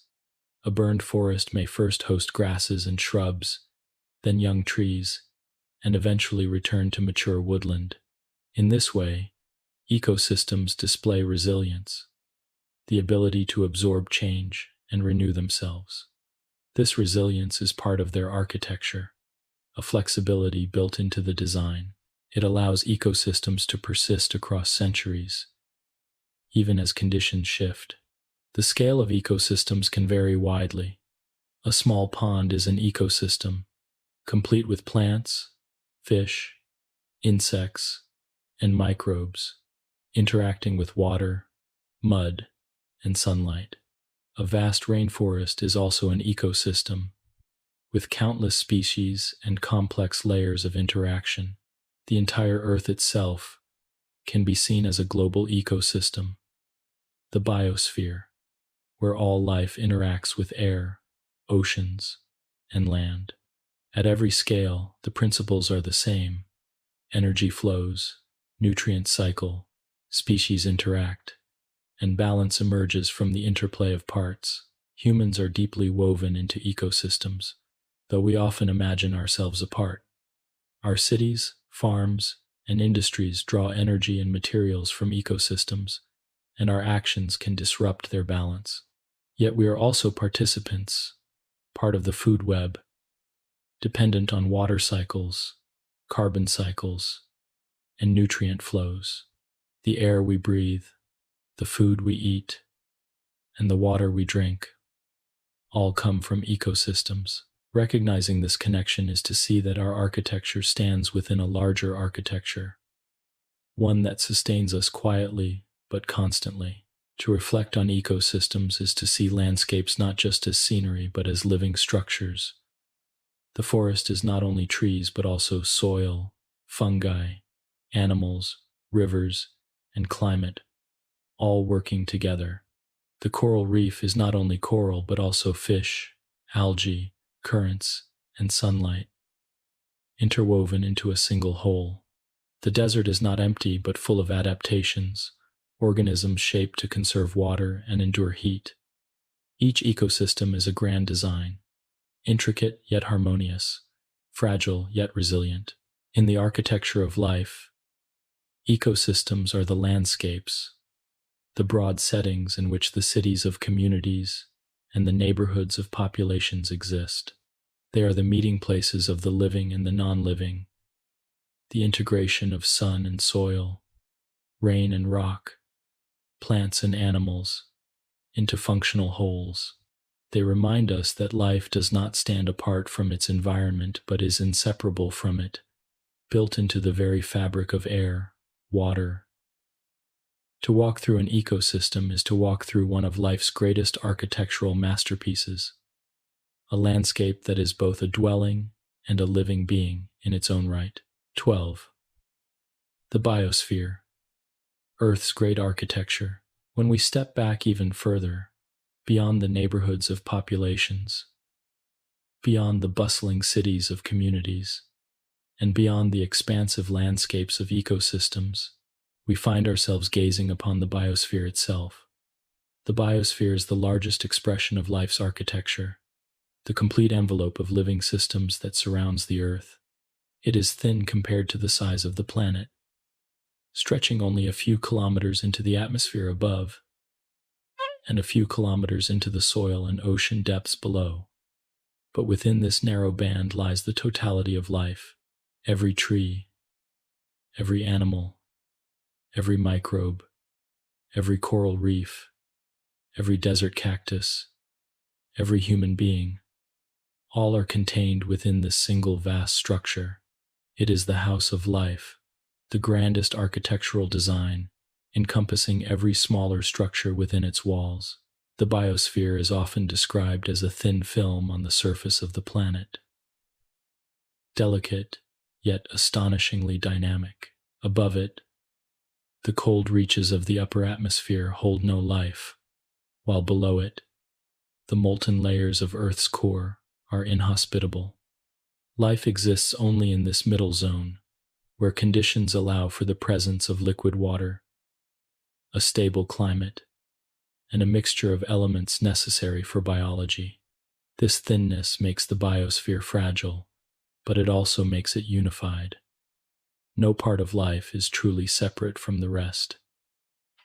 The air that leaves your lungs may be drawn in by a tree miles away. The water that nourishes a forest may eventually find its way to the ocean, sustaining plankton.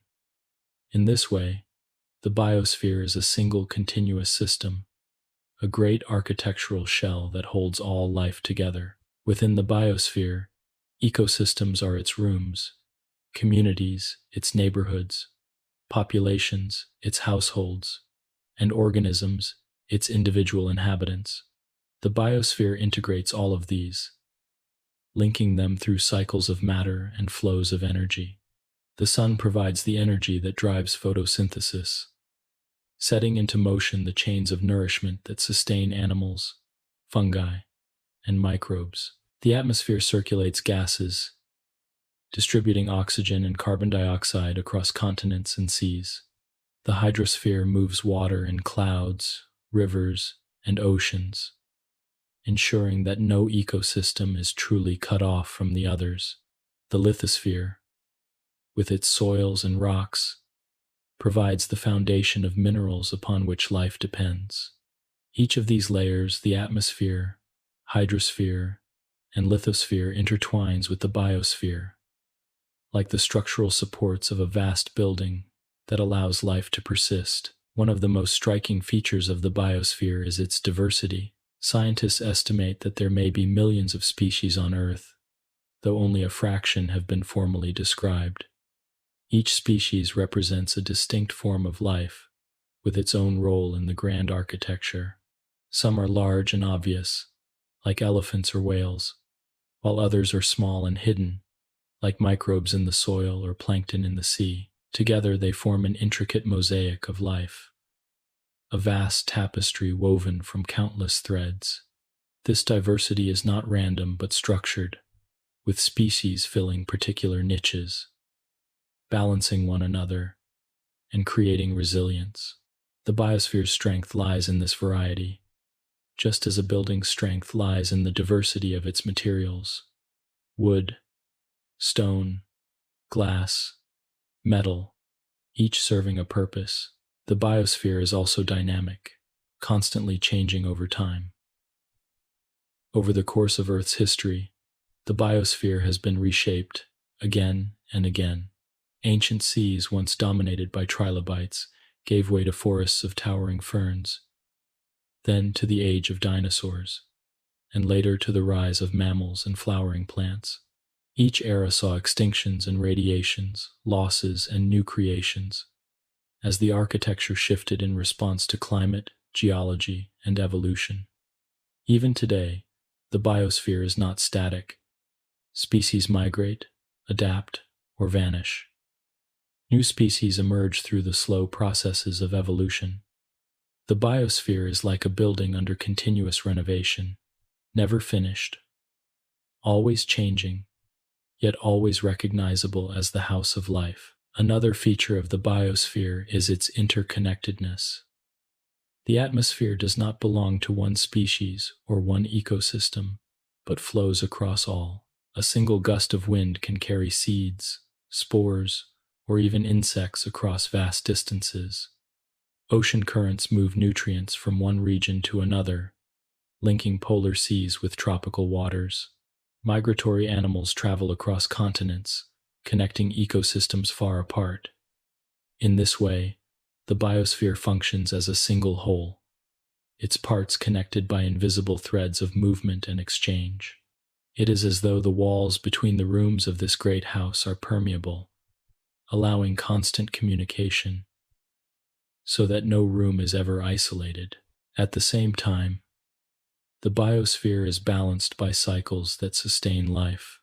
The carbon cycle, the nitrogen cycle, the water cycle, all operate at the planetary scale, linking forests, oceans, and atmosphere into one system.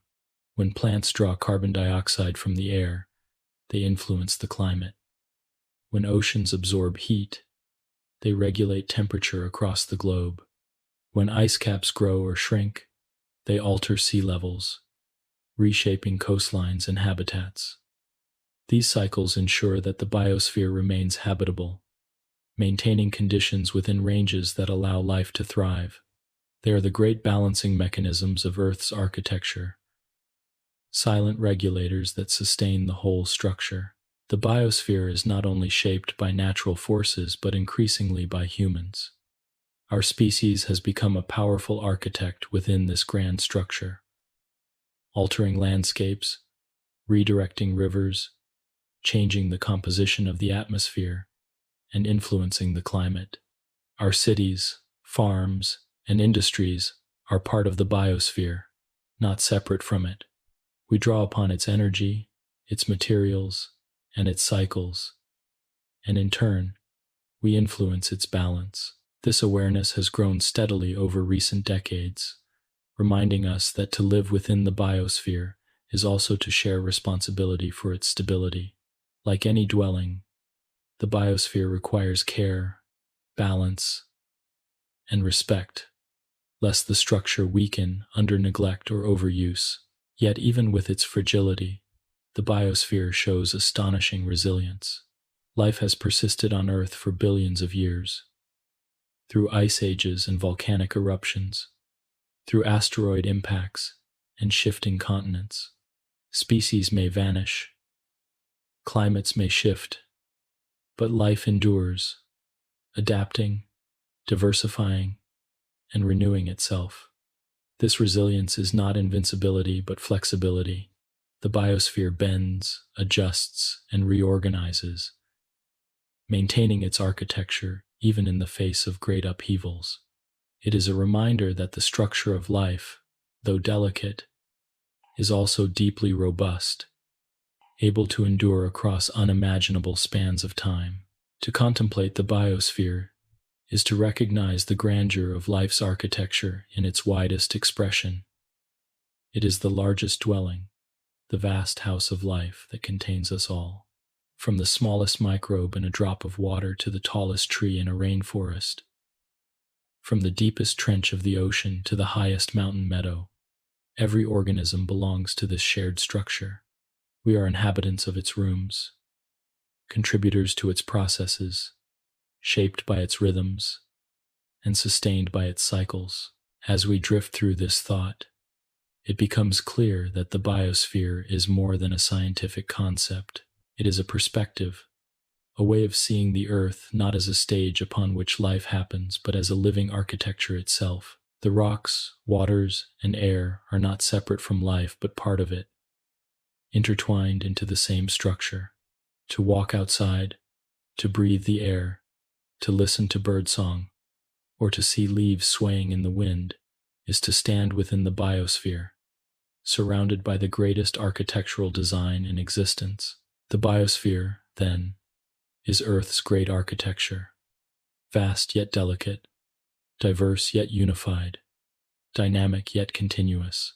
It is the dwelling place of all life, the structure that sustains us, and the masterpiece of which we are both products and participants. To see it in this way is to feel both wonder and belonging, recognizing that the architecture of life is not somewhere far away, but all around us.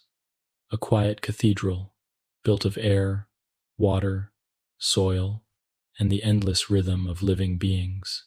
13. The invisible blueprint, DNA. Within the grand architecture of life, every structure, from the tiniest cell to the vast biosphere, depends on a plan. Buildings cannot rise without blueprints, and in life, that blueprint is carried invisibly within every living organism. This plan is not written in ink or carved in stone, but encoded in molecules of extraordinary subtlety and precision. Deoxyribonucleic acid, known to us as DNA, is the quiet architect's script, the library of instructions, the thread that weaves together the continuity of life across generations. Though invisible to the naked eye, it carries the information that determines the form, function, and inheritance of every living being. DNA is remarkable for its elegance of design. Its structure is a double helix, two strands twisted together like a spiraling staircase or the winding balustrade of a grand hall. Each strand is composed of repeating units called nucleotides, and each nucleotide contains three parts: a sugar, a phosphate group, and a nitrogenous base. The bases are of four types: adenine, thymine, cytosine, and guanine. Like letters in an alphabet, they combine in countless sequences, spelling out instructions for building proteins and guiding cellular processes. The strands are held together by bonds between the bases, adenine pairing with thymine, cytosine with guanine, ensuring both stability and fidelity. The entire design is compact yet rich, simple in principle, yet capable of holding immense amounts of information. What makes DNA truly profound is not its structure alone, but its role as the carrier of information. The sequence of bases along its strands encodes the instructions for making proteins, the molecules that perform nearly every task in the cell. This code is universal.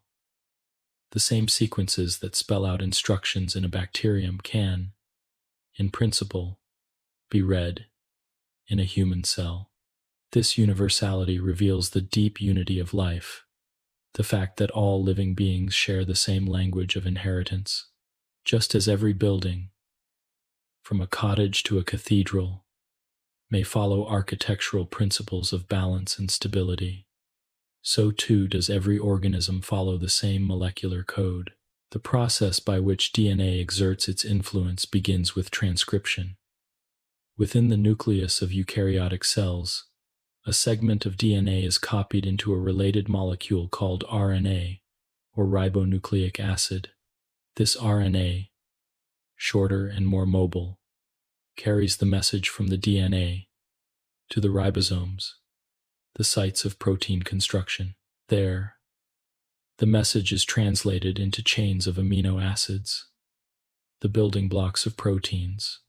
The sequence of bases determines the sequence of amino acids, and the sequence of amino acids determines the shape and function of the protein. In this way, the instructions encoded in DNA are transformed into the very structures and activities that sustain life. It is as though the blueprint is read, copied onto parchment, and then delivered to the builders, who use it to assemble the furnishings and beams of the living room. But DNA does more than guide the construction of proteins. It also ensures continuity across time. During cell division, DNA is replicated, each strand serving as a template for the creation of a new complementary strand. This process produces two identical copies, ensuring that each daughter cell receives the same blueprint. The accuracy of this copying is extraordinary, though not perfect. Occasionally, errors occur: mutations, small changes in the sequence of bases. Some are neutral, others harmful, and a few beneficial. Over generations, these changes accumulate, becoming the raw material of evolution. Thus, DNA not only preserves life's architecture, but also allows it to change, adapt, and diversify, ensuring that the blueprint is never static but always capable of revision. The compactness of DNA is another marvel. In human cells, the DNA within a single nucleus stretches to nearly 2 meters in length, yet it is folded and coiled so efficiently that it fits into a space only a few micrometers across. This packaging is achieved with the help of proteins called histones, which allow the DNA to wind into chromatin, further condensed into chromosomes during cell division. These chromosomes are like volumes in a library, each containing a portion of the blueprint. Humans possess 46 such volumes, arranged in pairs, inherited half from each parent. Together they contain approximately 3 billion base pairs, a text vast enough to fill thousands of books. And yet this immense code resides within nearly every cell of the body, quietly guiding its functions. Genes are the functional units of DNA, segments that carry instructions for specific proteins. But not all DNA codes for proteins. Much of it regulates when and how genes are expressed, ensuring that proteins are produced only where and when they are needed. This regulation is crucial, for the same DNA exists in every cell, yet not every cell performs the same role. Muscle cells contract, neurons transmit signals, red blood cells carry oxygen, all guided by selective expression of genes. It is as though every room in a house contains the entire set of blueprints, but only the relevant sections are used depending on the function of the room. DNA also embodies inheritance, the passing of traits from one generation to the next. The color of a flower, the shape of a bird's beak, the height of a tree, or the texture of human hair, all are influenced by DNA. During reproduction, DNA is combined from two parents, mixing their blueprints to create offspring that are both similar and unique. This blending of inheritance ensures diversity, producing variations that may be subtle or striking. It is the mechanism by which life continues, not as identical repetition but as renewal with variation, preserving continuity while allowing change. On the scale of history, DNA links all living beings. Every organism alive today carries DNA that can be traced back through an unbroken chain of inheritance to the first simple cells billions of years ago. The sequences differ, yet the language is the same. In this sense, DNA is not only the blueprint of individuals but the shared script of all life, written and rewritten across time. It is the thread that connects bacteria, plants, animals, and humans, reminding us that life is one continuous architecture, not separate buildings, but variations on a single design. Even within us, DNA's influence is constant yet silent. It guides the growth of our bodies from a single fertilized cell to a complex organism of trillions of cells. It regulates the repair of tissues, the response to infections, the production of hormones, and the balance of metabolism. We rarely sense it directly, but without it, the architecture of our bodies would collapse. Every heartbeat, every breath, every thought is made possible by instructions carried in DNA. It is the invisible architect at work, shaping us from within.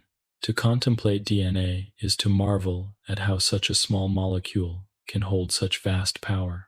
Its spirals are delicate, its bonds easily broken by heat or radiation, yet its information endures, copied and passed forward with remarkable fidelity. It is fragile yet resilient, simple in composition yet profound in consequence. It is both an architect and a historian, designing the structures of the present while carrying the memory of the past. In the architecture of life, DNA is the blueprint, the invisible plan that ensures every room, every hall, every wing, and every organism is built with precision. It is the quiet script, written in the language of four bases, yet capable of producing the endless variety of life on Earth. Without it, there would be no cells, no tissues, no organs, no ecosystems, no biosphere. With it, life arises, adapts, and continues, a grand building sustained by the invisible lines of its design. 14.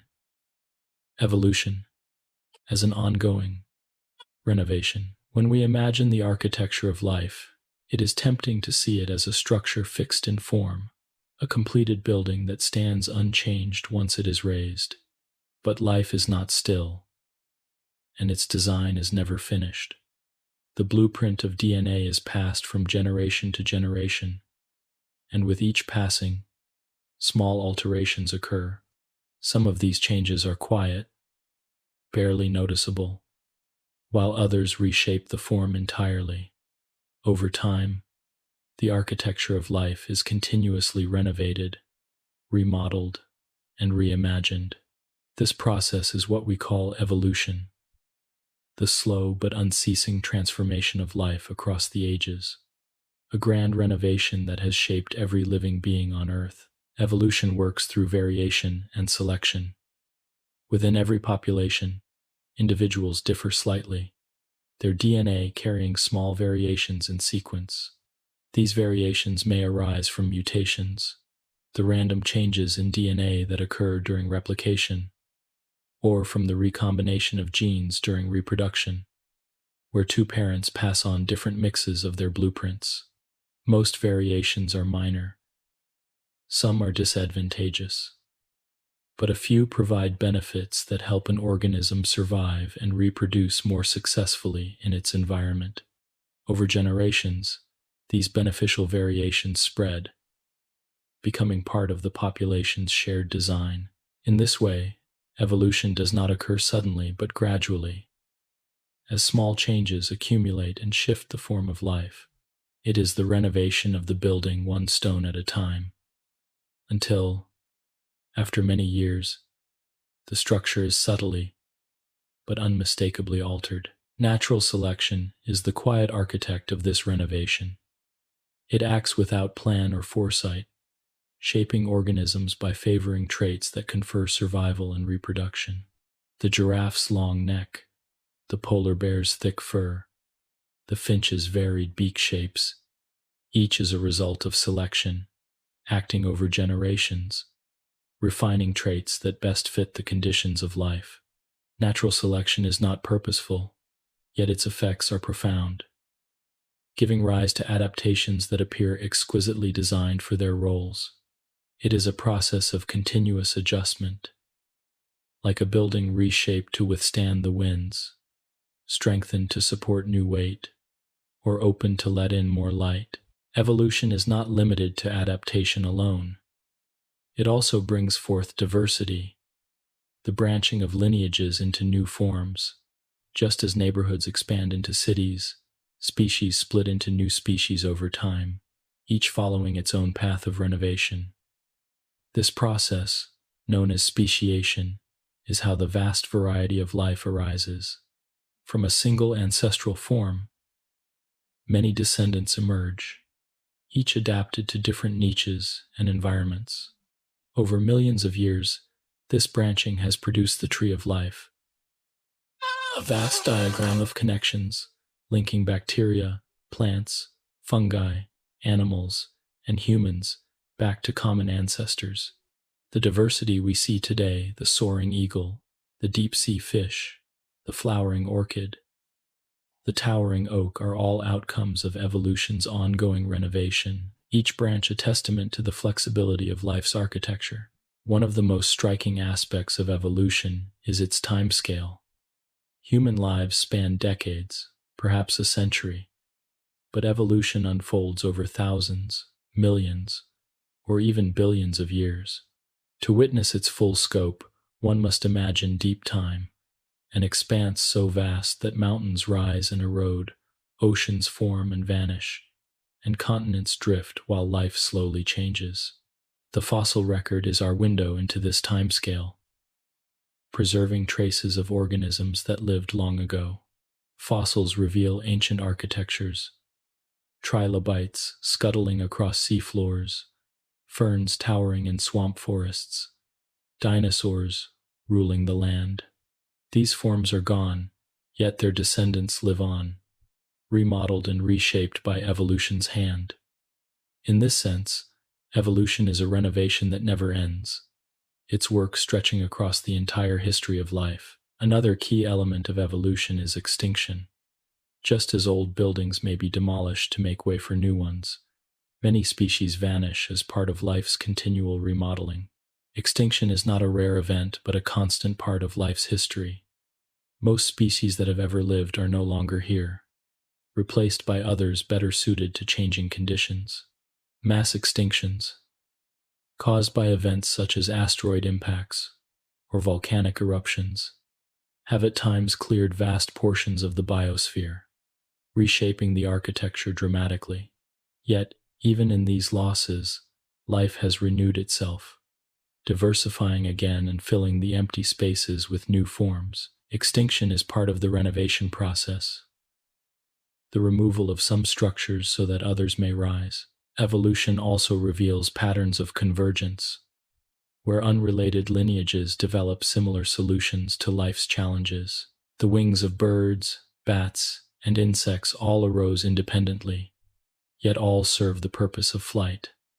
The eyes of octopuses and mammals are built differently, yet both provide vision.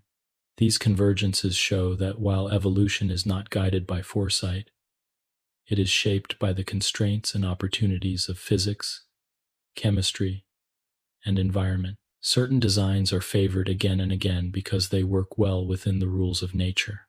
It is as though different architects, working independently, arrive at similar designs because the principles of stability and utility are universal. Importantly, evolution is not a march toward perfection. It does not aim for a final design, but simply responds to the pressures of the moment. Traits that are beneficial in one environment may become burdens in another. A thick coat of fur is advantageous in polar regions, but harmful in the tropics. Long wings aid soaring birds, but would hinder those living in dense forests.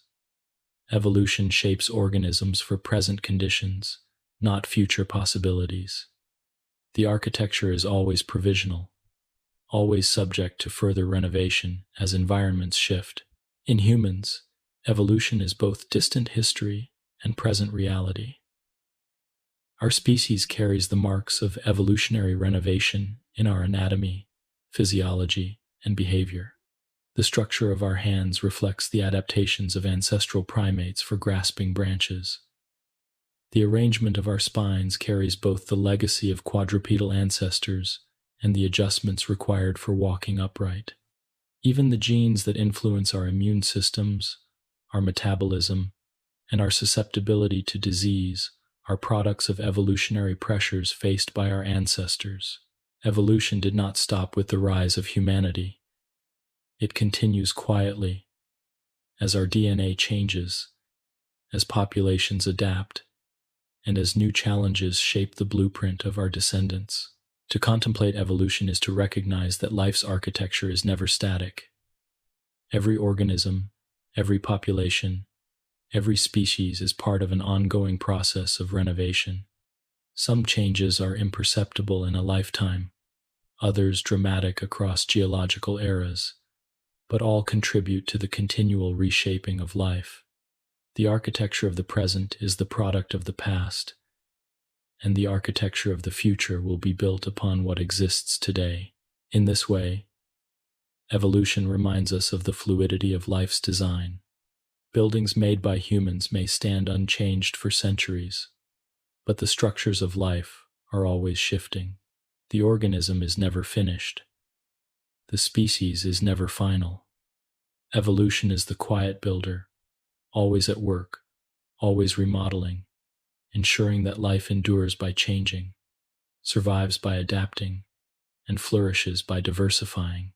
It is the great ongoing renovation, the process that has given us the vast variety of life, and that will continue to shape the architecture of existence for as long as life persists on Earth. 15. Symmetry, patterns, and proportions in nature. When we look closely at the architecture of life, we begin to notice not only its complexity but also its elegance. The natural world is filled with patterns, shapes, and proportions that repeat themselves across scales, from the tiniest shell to the largest galaxy. These patterns are not accidental. They arise from the laws of physics, the constraints of biology, and the quiet influence of mathematics woven into the structure of existence. To reflect on these designs is to see that life is not only functional but also beautiful, shaped by symmetry, rhythm, and proportion. In this way, nature resembles not just a house that shelters life, but a cathedral whose walls and windows are adorned with intricate designs, each both purposeful and pleasing. Symmetry is one of the most striking patterns in living beings. Many organisms display bilateral symmetry, with their bodies divided into left and right halves that mirror each other. Humans are an example. 2 eyes, 2 ears, 2 arms, and 2 legs arranged along a central axis. This symmetry provides balance for movement and coordination, allowing organisms to navigate their environments with efficiency. Other organisms, such as starfish and sea urchins, show radial symmetry, their bodies arranged like spokes around a central point. This form is suited for creatures that interact with their environment equally in all directions. Still others, such as certain sponges, have no fixed symmetry, their structures irregular but still adapted to their needs.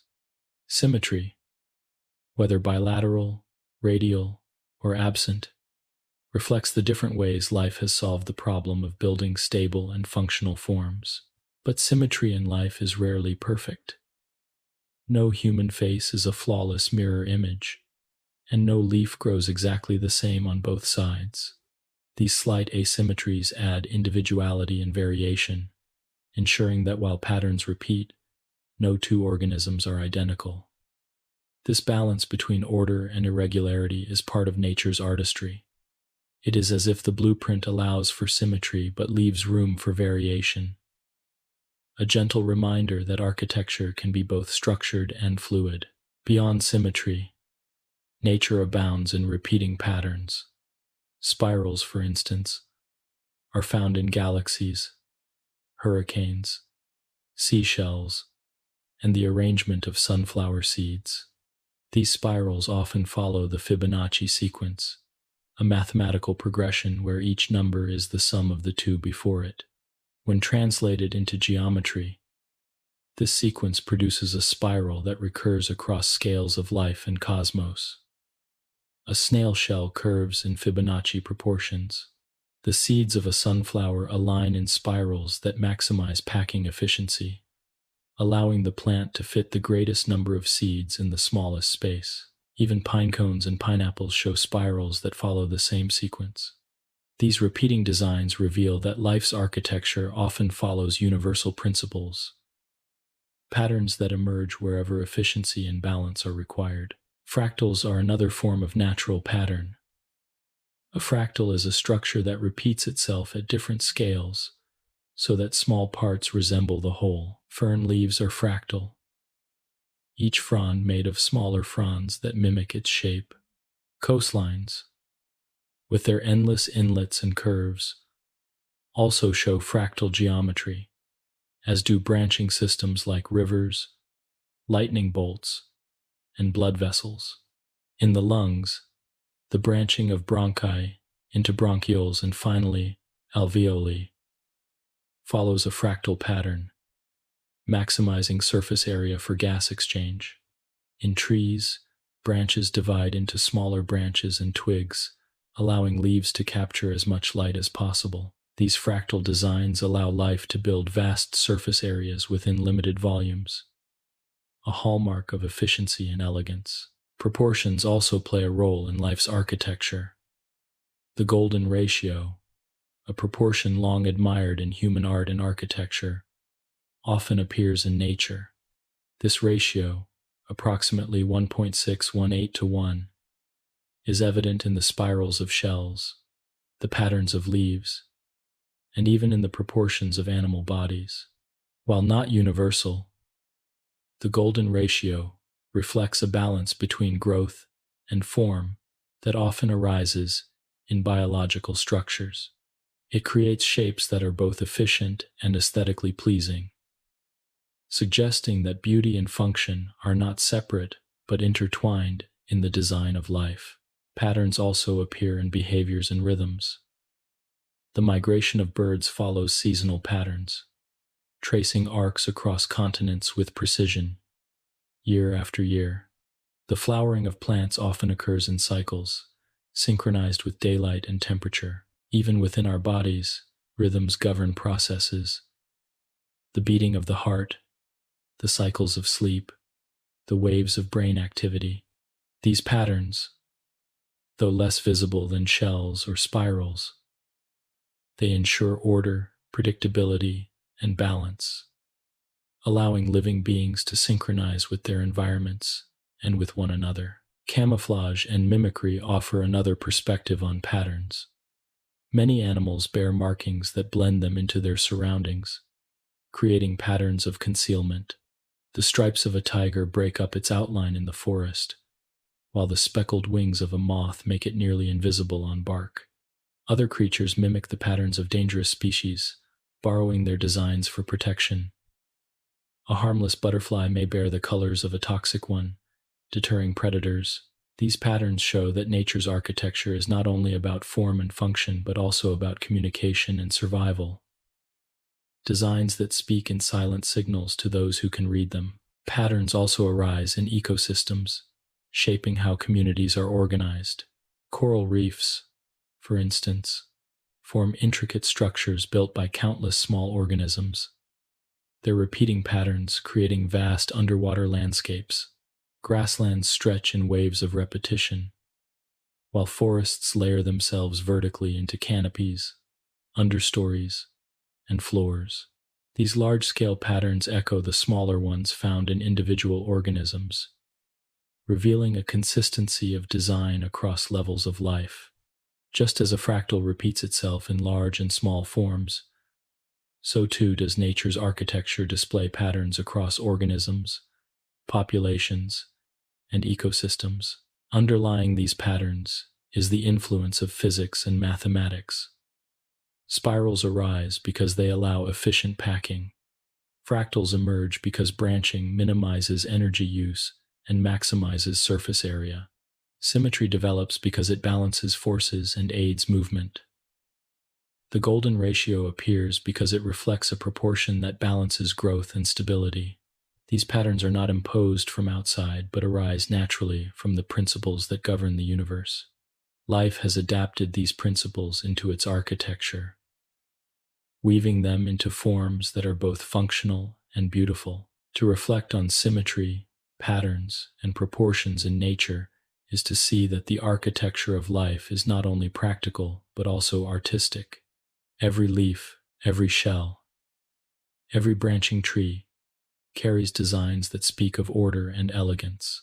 These designs are not crafted consciously, but emerge from the interplay of biology, chemistry, and physics.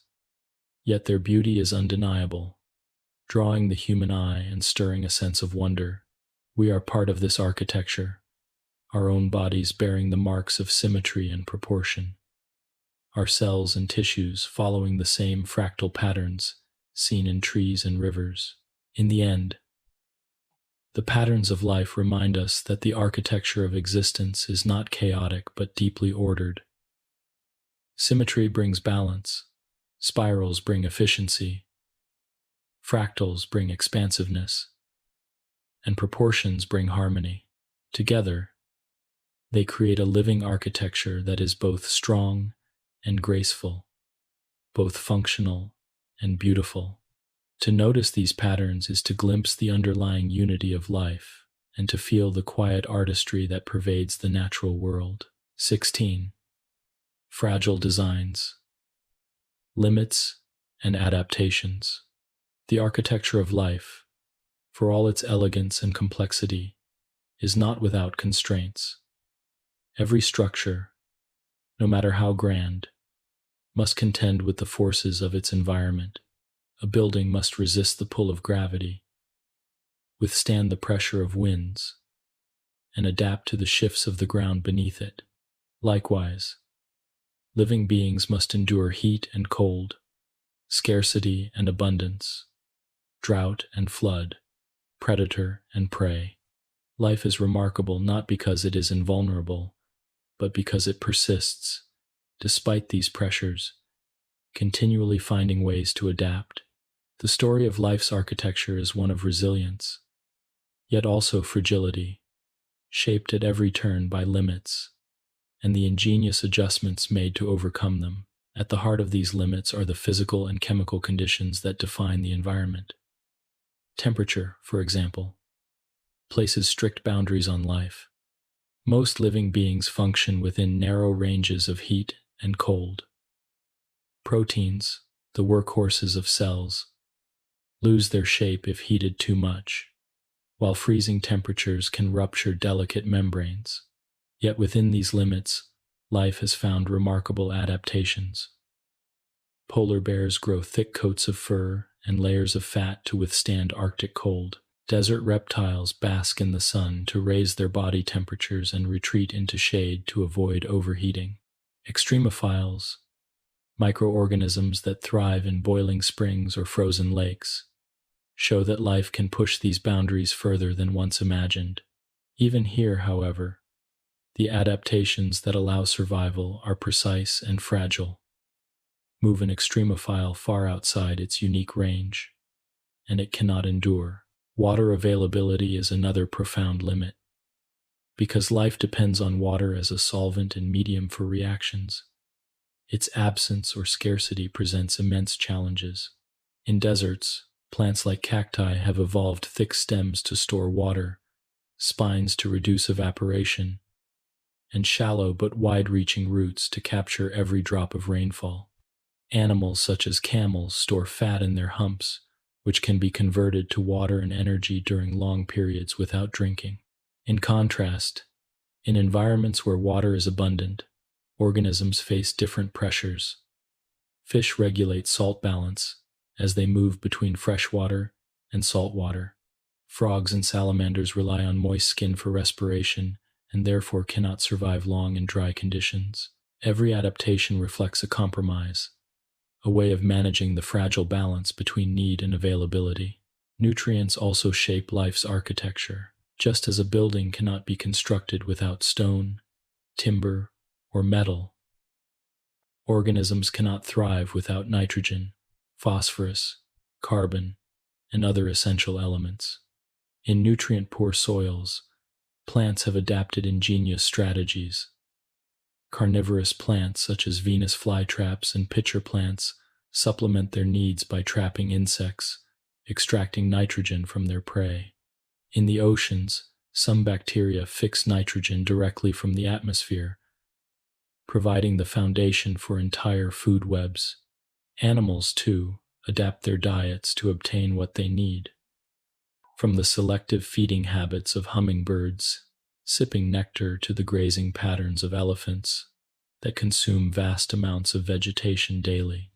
Nutritional limits force creativity, leading to specialized behaviors and physical traits that allow survival in otherwise unforgiving conditions. Predation and competition are additional constraints, shaping organisms through constant pressure.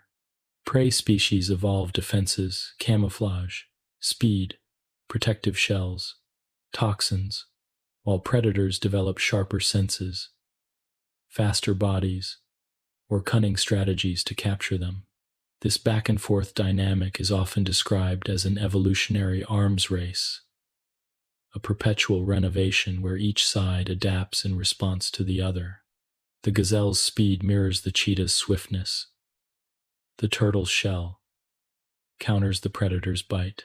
Neither side gains permanent advantage, but the pressure ensures that both evolve, refining their architecture to meet the challenge of survival. Even the size of organisms reflects natural limits. Small creatures like insects face challenges of water loss and heat retention, while larger animals contend with the stresses of supporting their weight and circulating blood through great bodies. The physics of surface area and volume dictate many of these constraints. An elephant must have a large heart to pump blood to its extremities, and it has evolved large ears that radiate heat, helping it stay cool. A mouse, on the other hand, loses heat quickly and must eat almost constantly to maintain its metabolism. Both are perfectly adapted to their sizes, but neither could easily exchange places. The architecture of life must respect the laws of physics, building within limits rather than defying them. Fragility is also evident in the dependence of organisms on precise balances. Within cells, chemical reactions must occur at exact rates. pH levels must remain within narrow ranges, and concentrations of ions must be carefully regulated. If these balances shift too far, life falters. To maintain stability, organisms rely on homeostasis, systems of feedback that adjust conditions continually. Sweating cools the body, shivering generates heat, insulin regulates blood sugar, and countless other mechanisms operate silently. These adjustments are effective, but they also highlight fragility. The architecture of life persists not through rigidity, but through constant, delicate correction, a structure always in motion to preserve itself. Yet fragility also invites adaptation. It is because life faces limits that it evolves solutions. Consider the adaptation of birds for flight. Gravity is a profound limit, yet through hollow bones, feathers, strong muscles, and efficient lungs, birds have overcome it, carving a niche in the skies. Consider deep-sea fish, which live under crushing pressures that would destroy most organisms. They have adapted flexible bones, special proteins, and unique metabolisms to endure conditions unimaginable at the surface. Life's adaptations are endless in their variety, each one a quiet response to the constraints imposed by the world. These adaptations often reveal not only survival but elegance. The spiral shells of mollusks protect their soft bodies while growing efficiently. The hexagonal combs of bees maximize storage space while minimizing wax use. The long roots of mangroves anchor them in shifting tides while drawing oxygen from waterlogged soil. Each adaptation solves a problem, yet often in ways that are not merely functional but also graceful, reflecting the hidden mathematics of efficiency and form. The architecture of life, even in the face of fragility, achieves solutions that are both practical and beautiful. Humans, too, are shaped by these limits and adaptations. Our upright posture, though freeing our hands for tool use, leaves our spines prone to strain. Our large brains demand immense energy, requiring rich diets and long periods of care for young. Our skin, lacking thick fur, leaves us vulnerable to cold but allows us to sweat efficiently, adapting us for endurance in heat. Each feature reflects compromise, a negotiation between possibilities and constraints. We are fragile in many ways, yet our capacity for adaptation, both biological and cultural, has allowed us to thrive in environments from icy tundra to arid desert. To reflect on the fragility of life is not to diminish its resilience, but to appreciate it more deeply. Every organism, every adaptation, is a testament to survival within limits.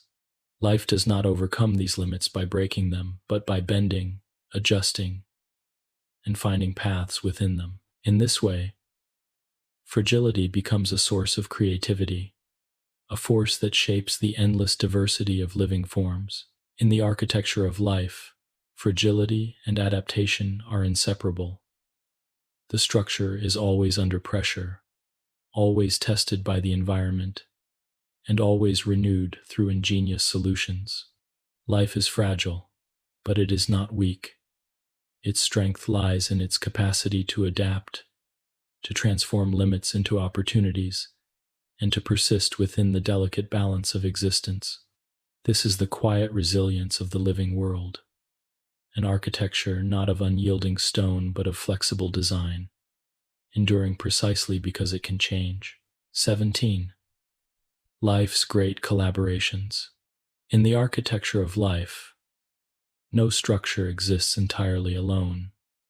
Every room connects to a hallway, every wing to a larger building, every house to a neighborhood. So it is with living beings. While competition and survival often capture our attention, an equally important force has shaped life on Earth: collaboration. From the smallest cells to the largest ecosystems, organisms form partnerships that allow them to thrive where they could not endure alone. These collaborations are not minor details of life's design. They are central to its architecture, shaping the resilience, diversity, and beauty of the living world.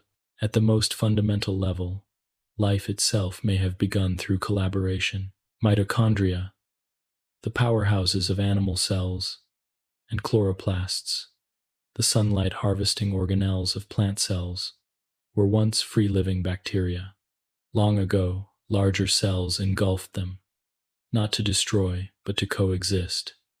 The smaller cells provided energy, while the larger ones offered protection and resources.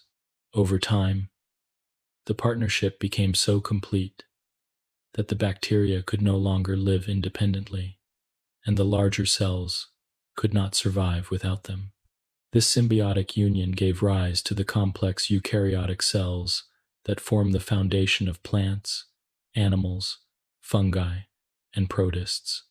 In this way, one of life's greatest architectural leaps from simple cells to complex multicellular organisms was built upon collaboration. On a larger scale, entire ecosystems are filled with examples of such partnerships. Coral reefs, among the most vibrant communities on Earth, are built upon a collaboration between corals and tiny algae called zooxanthellae. The corals provide shelter and compounds necessary for photosynthesis, while the algae provide food by converting sunlight into sugars. This partnership allows corals to grow and form the vast reefs that shelter countless other species. Without the collaboration of coral and algae, entire ecosystems filled with fish, crustaceans, mollusks, and sponges would not exist.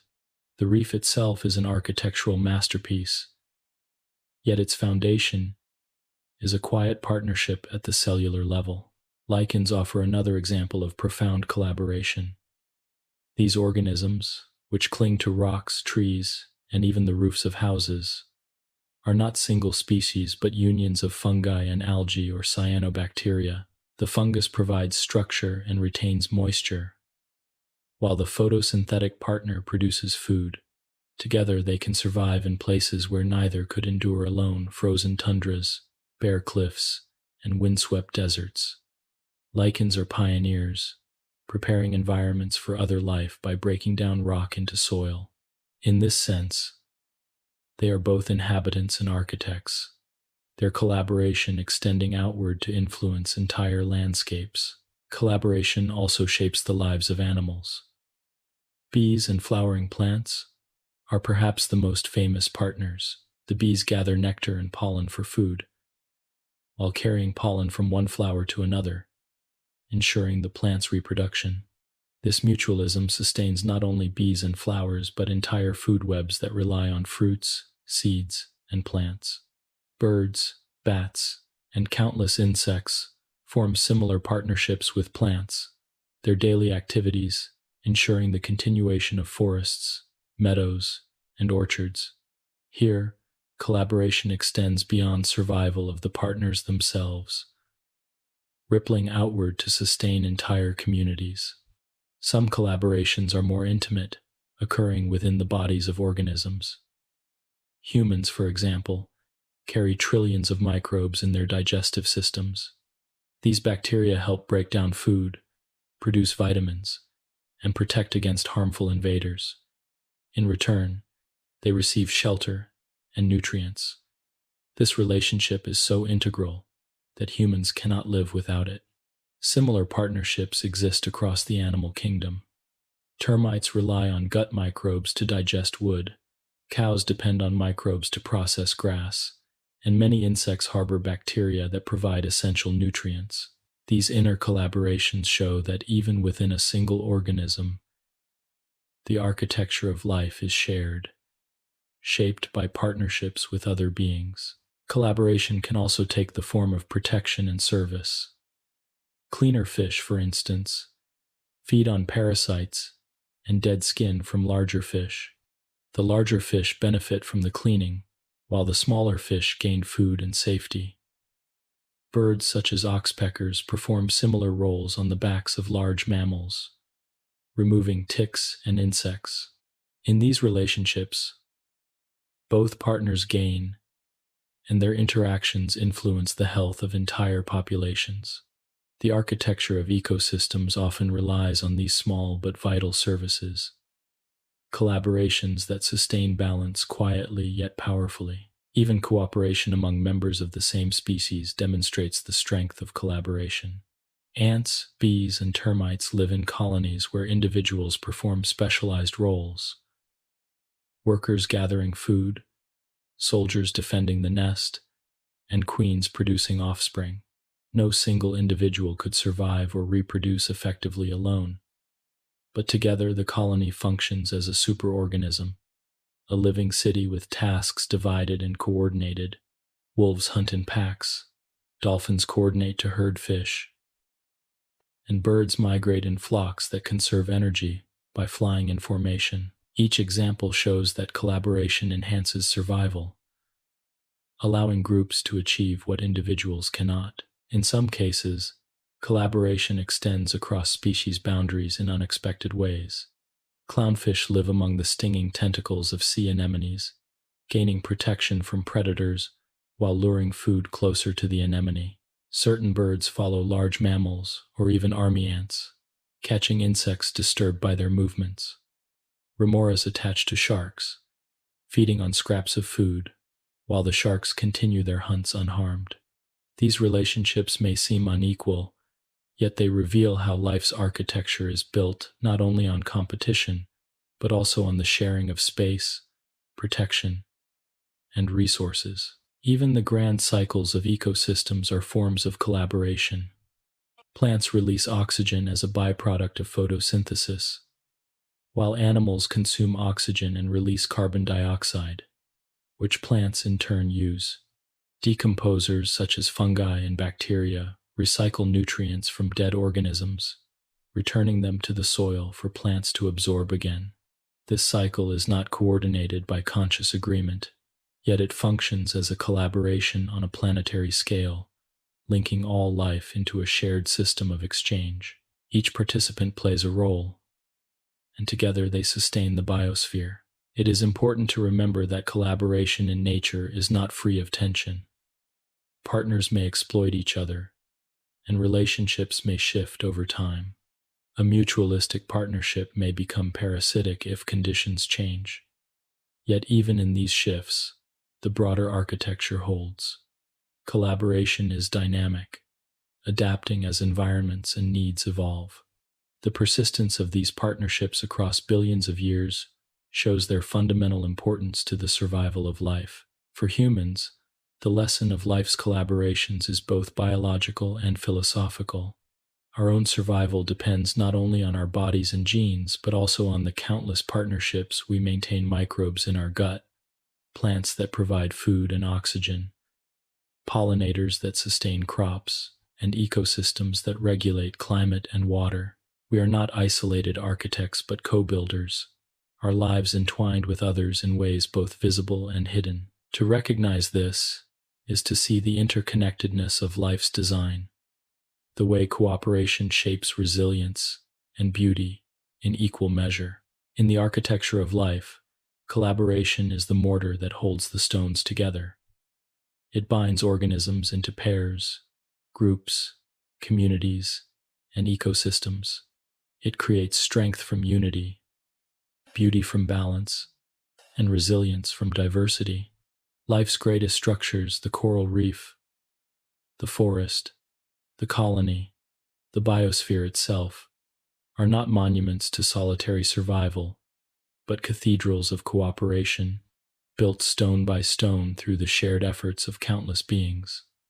Collaboration is the quiet force that has carried life forward, the thread that binds us all into one living architecture. 18. The architecture of mind. Among the many layers of life's architecture, one of the most intricate and fascinating is the architecture of mind. While cells, tissues, and organs form the structural foundation of living beings, it is within the nervous system that thoughts, sensations, and awareness emerge. The mind is not a separate substance apart from the body, but the expression of neural architecture, patterns of activity flowing through billions of interconnected cells. To explore this architecture is to step into a hall not made of stone, but of impulses and connections, a cathedral of signals where perception, memory, and consciousness take shape. At the center of this architecture is the brain, a structure composed of nearly 100 billion neurons, each a tiny cell specialized for communication. These neurons connect through trillions of synapses, forming networks more numerous than the stars in our galaxy. The arrangement is both ordered and dynamic. Neurons are grouped into regions, each with its own responsibilities, yet they communicate constantly, weaving together sensations, actions, and thoughts. The cortex, with its folded layers, is often imagined as the seat of higher cognition, while deeper structures such as the thalamus, hippocampus, and brainstem regulate sensory input, memory, and vital functions. Yet, none of these parts acts alone. Like rooms in a palace, they are meaningful only through their connection to one another. The neuron itself is a marvel of design. Each one possesses dendrites, branching extensions that receive signals, and an axon, a long fiber that transmits signals onward. Communication occurs through electrical impulses traveling along the axon, reaching the synapse where chemical messengers cross the gap to the next cell. This combination of electrical and chemical signaling allows rapid yet flexible communication, enabling the nervous system to adapt and learn. It is a system both simple and complex, simple in its basic function, yet astonishingly intricate when multiplied by billions of connections. From these connections arise the patterns that we recognize as thought and awareness. Sensory input flows into the nervous system, light striking the retina, sound waves vibrating in the ear, pressure touching the skin. These signals are translated into electrical patterns, processed by the brain, and experienced as perception. Movement follows similar pathways. The brain sends commands through motor neurons to muscles, translating intention into action. Between sensation and action lies cognition, the ability to interpret, decide, and plan. This entire process is not centralized in one location but distributed across networks, the mind arising from the dialogue between regions rather than the voice of a single part. Memory is another aspect of this architecture, allowing experiences to persist beyond the moment. Within the hippocampus and other regions, patterns of neural activity are stored and reactivated, forming the basis of learning and recall. Memory is not like a photograph stored in a vault, but like a pattern of signals that can be reconstructed when needed. Each memory strengthens certain connections, rewiring the brain subtly over time. This plasticity, the ability to change, is one of the nervous system's most remarkable features. Unlike stone or wood, the architecture of mind is fluid, shaped continually by experience, interaction, and reflection. Emotions, too, arise from this architecture. They are not abstract qualities, but patterns of brain activity intertwined with the body's responses. Fear quickens the heart and sharpens the senses. Joy releases hormones that create warmth and energy. Sadness slows movement and thought. These emotions guide behavior, shaping decisions and interactions. They remind us that the mind is not detached from the body but deeply integrated, an architecture of thought built upon the architecture of physiology. One of the greatest mysteries within this structure is consciousness itself. Awareness, the feeling of being present, arises from patterns of neural activity, yet its exact nature remains elusive. Some regions of the brain, such as the thalamus and prefrontal cortex, appear essential, but consciousness is not confined to a single location. It is an emergent property, arising from the integration of many parts. Just as the beauty of a cathedral is not found in any single stone but in the arrangement of all stones together, so consciousness arises not from one neuron but from the vast harmony of connections. The architecture of mind is not only individual but social. Human minds are designed for communication, for sharing thoughts and emotions. Language, one of our most profound tools, is made possible by specialized regions of the brain, yet it transforms individual experience into collective knowledge. Art, music, and storytelling emerge from the same architecture, allowing minds to connect across time and space. Through these connections, minds build societies, cultures, and civilizations, extending the architecture of thought beyond the brain into the shared spaces of human experience.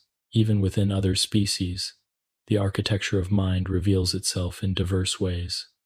Birds navigate across continents with astonishing accuracy, their brains tuned to magnetic fields and star patterns. Octopuses solve puzzles and manipulate objects, their intelligence distributed not only in their brains but also in their arms. Elephants remember waterholes across decades, their social bonds shaped by memory and empathy. Dolphins use complex vocalizations to communicate, and primates fashion tools to solve problems. Each of these examples reminds us that the architecture of mind is not uniquely human but a feature of life, arising in varied forms wherever nervous systems evolve complexity. The fragility of this architecture is also clear. Injuries, diseases, or imbalances can disrupt the flow of signals, altering memory, perception, or personality. Yet even here, resilience shows itself.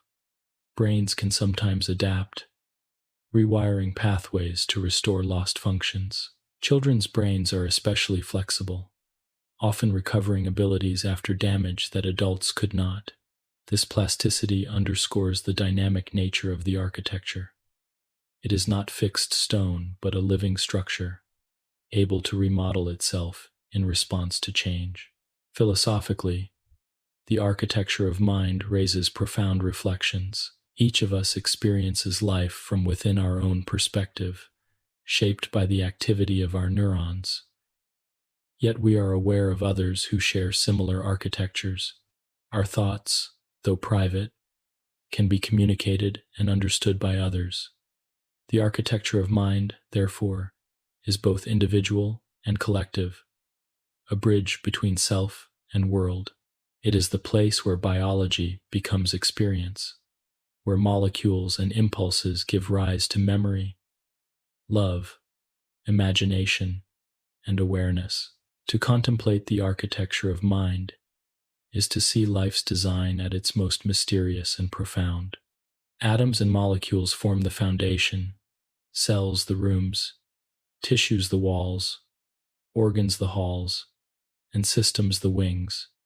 But in the mind, we encounter a hall unlike any other, a hall of thoughts, dreams, and consciousness. It is built of neurons rather than stone, synapses rather than beams, yet it is no less real, no less intricate. It is the place where the architecture of life not only sustains itself, but also reflects upon itself, aware of its own existence, capable of wonder, in the quiet rhythm of thought, in the patterns of memory and perception, in the awareness of self and world. The architecture of mind reveals its beauty. It is not separate from the rest of life's design, but its most delicate expression. The culmination of layers built from the simplest atoms upward. To reflect on the mind is to see the cathedral of life from within, to walk its corridors of thought, and to sense the vast architecture that has given rise not only to survival, but also to meaning. 19. Life in time. The architecture of life is not built in a moment, like the slow rising of mountains or the gradual carving of rivers. Life structures unfold across time. Every cell, every organism, every ecosystem carries within it the imprint of history. To understand life fully, one must not only look at its form in the present, but also trace its journey through time. The present is a single room in a much larger structure, one hall in a building that has been under construction for billions of years. Life in time is a story of beginnings, transformations, extinctions, and renewals, an ongoing narrative written in the language of evolution and memory. The origins of life mark the foundation of this grand structure. About 4 billion years ago, on the young Earth, simple molecules assembled into forms capable of self-replication. These first living systems were not as intricate as the cells we know today, but they carried within them the seeds of growth and variation. Over time, they diversified, becoming more complex, experimenting with new ways of capturing energy and copying themselves. Out of this slow unfolding, the first true cells emerged, enclosed within membranes, capable of metabolism and reproduction. It was the laying of the cornerstone, the moment when chemistry crossed into biology, when the architecture of life first began. For billions of years, life remained microscopic, a world of bacteria and archaea, quietly shaping the planet. They transformed the atmosphere through photosynthesis, filling it with oxygen. They altered the chemistry of oceans and soils. They developed symbiotic relationships that paved the way for more complex forms. These early chapters of life's history remind us that time is not measured in days or even centuries, but in vast expanses. The architecture of life was built patiently, stone upon stone, molecule upon molecule, with no haste, no rush, only the steady unfolding of possibility. The rise of eukaryotic cells, with their internal organelles, marked a great leap forward. This collaboration between ancient cells allowed larger and more complex forms to emerge. Multicellularity followed, enabling organisms to grow larger, to specialize, to form tissues and organs. Around 600 million years ago, this complexity blossomed into a diversity of forms known as the Cambrian explosion. Within a relatively short span of geological time, the seas filled with creatures of astonishing variety: trilobites, worms, early arthropods, and ancestors of nearly all modern animal groups. It was as if the architecture of life, after long centuries of building foundations, suddenly unveiled a grand new wing filled with chambers never before imagined. Life in time is also marked by extinction, the removal of old structures to make way for new. More than once, Earth has experienced mass extinctions that swept away much of its living architecture. The end of the Permian period saw the disappearance of most marine species and many land animals. The end of the Cretaceous brought the extinction of the great dinosaurs, clearing the way for mammals to rise. These moments remind us that the architecture of life is not indestructible. It is fragile, subject to the forces of climate, geology, and chance. Yet they also show resilience, for after every collapse, life has renewed itself, filling empty niches with new designs, creating fresh patterns out of loss. Time has also shaped the specific adaptations we see today. Fish that once swam in ancient seas evolved into amphibians that crawled onto land. From amphibians came reptiles, some of which became the ancestors of birds and mammals. Forests rose and fell. Ice ages came and went. Continents drifted apart and collided. In each age, life adapted, its architecture shifting to match the environment. The beaks of finches on distant islands, the shells of tortoises, the coats of mammals, all are results of time's sculpting hand. Each organism is both a present reality and a record of its past, carrying within its form the marks of ancestors long vanished. In human beings, life in time finds both continuity and reflection. Our DNA carries the memory of billions of years, encoding proteins first shaped in ancient microbes. Our bodies bear signs of our evolutionary past: vestigial muscles, structures inherited and reshaped, patterns of development that echo earlier forms. Even our minds are products of time, shaped by survival in environments long gone, yet still guiding our perceptions and behaviors today.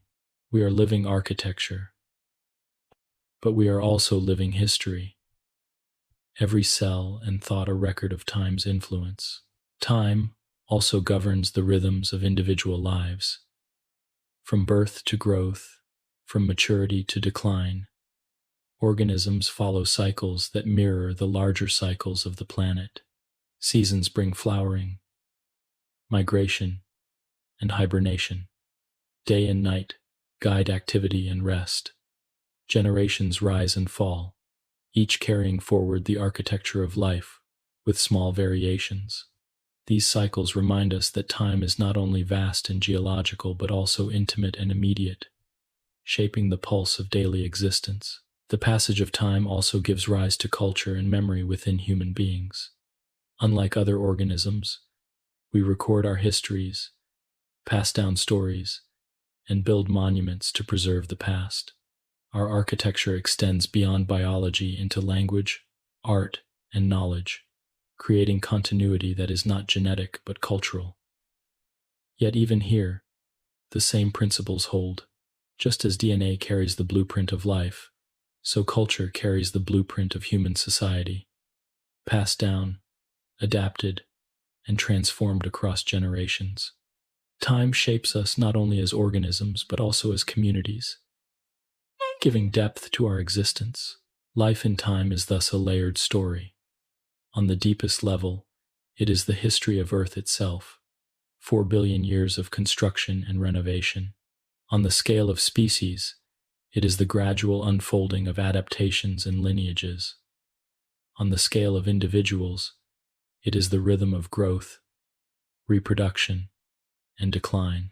On the scale of human culture, it is the memory of civilizations, the stories we tell to anchor ourselves in history. All of these layers overlap, interweaving into a single architecture, vast yet intimate, enduring yet ever-changing. To reflect on life and time is to sense both humility and wonder. We are small, fleeting occupants of a structure that began long before us and will continue after we are gone. Yet we are also participants in its building, carrying forward the designs of our ancestors, adding our own stones to the edifice of life. Time is both the builder and the witness, shaping the architecture and recording its history in fossils, genes, and memories. In the end, life in time is the recognition that existence is not a static form but a flowing process. Every organism, every population, every ecosystem is a moment in an ongoing construction, a room lit briefly before the light passes to another. The architecture of life is built not in stone but in time itself, fragile yet enduring, ever-shifting yet continuous. To see life in time is to walk the long corridors of history, to hear the quiet echo of past footsteps, and to recognize that we, too, are part of the ongoing construction, builders and inhabitants of a dwelling shaped by the endless passage of ages. 20. The harmony of the whole. When we step back from all the details of life's architecture, from atoms and molecules to cells and tissues, to organisms, populations, communities, ecosystems, and the biosphere, we begin to see not only the individual structures, but also the harmony that binds them together. Life is not a collection of separate buildings scattered across a landscape, but a unified design. A cathedral whose many wings, towers, and chambers resonate with one another. Each part is distinct, yet none exists in isolation. The harmony of the whole lies in the interconnections, the balance, and the quiet rhythms that sustain the entire structure of life. At the foundation of this harmony are cycles, the repeating patterns that link the smallest processes with the largest systems. Water evaporates from oceans, falls as rain, flows through rivers, and returns again. Carbon moves from the air into plants, from plants into animals, and from both back into the atmosphere. Nitrogen is fixed by microbes, incorporated into proteins, returned to the soil, and cycled once more. These cycles connect all living beings, ensuring that resources are not exhausted but reused endlessly. They are the circulatory systems of the biosphere, binding organisms into a single functioning whole. Without them, the architecture of life would crumble, its rooms emptied of nourishment, and its halls left silent.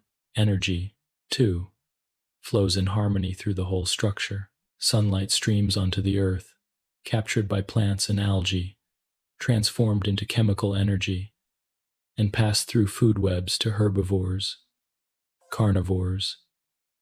At every step, some energy is lost as heat, but enough remains to sustain life. The flow is not chaotic but orderly, shaped by the constraints of biology and physics.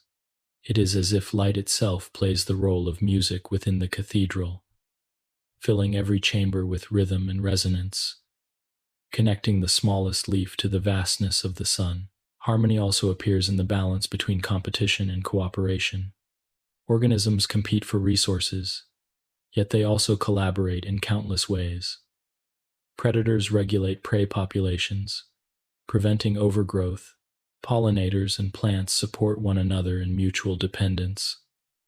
Microbes within animals' bodies sustain their hosts while gaining protection in return. Each of these relationships may seem isolated, but together they form a tapestry of balance. Just as the stones of a building press against one another to create stability, so the interactions of life balance pressure with support, creating a structure that endures. Another element of harmony lies in diversity. Ecosystems filled with many species are more resilient, able to withstand disturbances and recover from change. Diversity ensures that no single weakness can undo the whole. If one species declines, others can fill its role. This principle is visible everywhere. In forests with layers of plants, in coral reefs filled with varied fish and invertebrates, in prairies where grasses and wildflowers weave together into living carpets. Diversity creates harmony not through sameness but through difference, each part adding its voice to the chorus. It is a reminder that the architecture of life is strongest not when it is uniform, but when it embraces variety. Time itself contributes to the harmony of the whole. The architecture of life is not frozen but dynamic, always shifting, always adapting. Evolution ensures that organisms adjust to their environments, filling niches, balancing one another, and reshaping communities. Extinctions remove some structures, but new forms arise, filling the spaces left behind. Succession allows ecosystems to recover after disturbance, first with simple forms, then with more complex layers. In this way, the passage of time acts not as an enemy of harmony but as its conductor, guiding the changes that allow life to persist. The harmony of the whole is also evident in the way scales of life fit together. Molecules form cells, cells form tissues, tissues form organs, organs form organisms, and organisms form ecosystems. Each level builds upon the one below, while supporting the one above.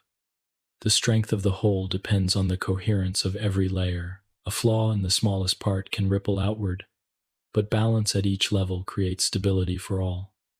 This layered structure is one of life's greatest achievements, an architecture of nested designs, where each chamber echoes the harmony of the greater building. For humans, the harmony of the whole is both a scientific reality and a source of meaning.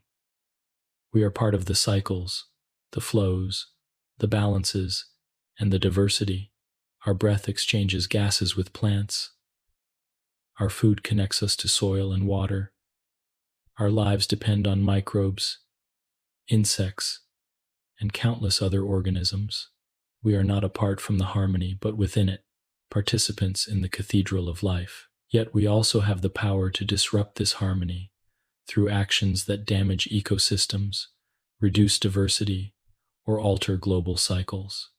To recognize the harmony of the whole is to recognize our responsibility to sustain it, to act not as careless inhabitants, but as mindful stewards of the architecture we share.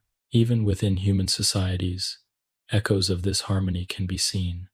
Communities thrive when diversity is respected, when cooperation balances competition, when resources are shared and renewed. Our architecture of culture, economy, and knowledge reflects the same principles that guide the natural world. Where harmony is maintained, resilience follows. Where imbalance grows, fragility appears.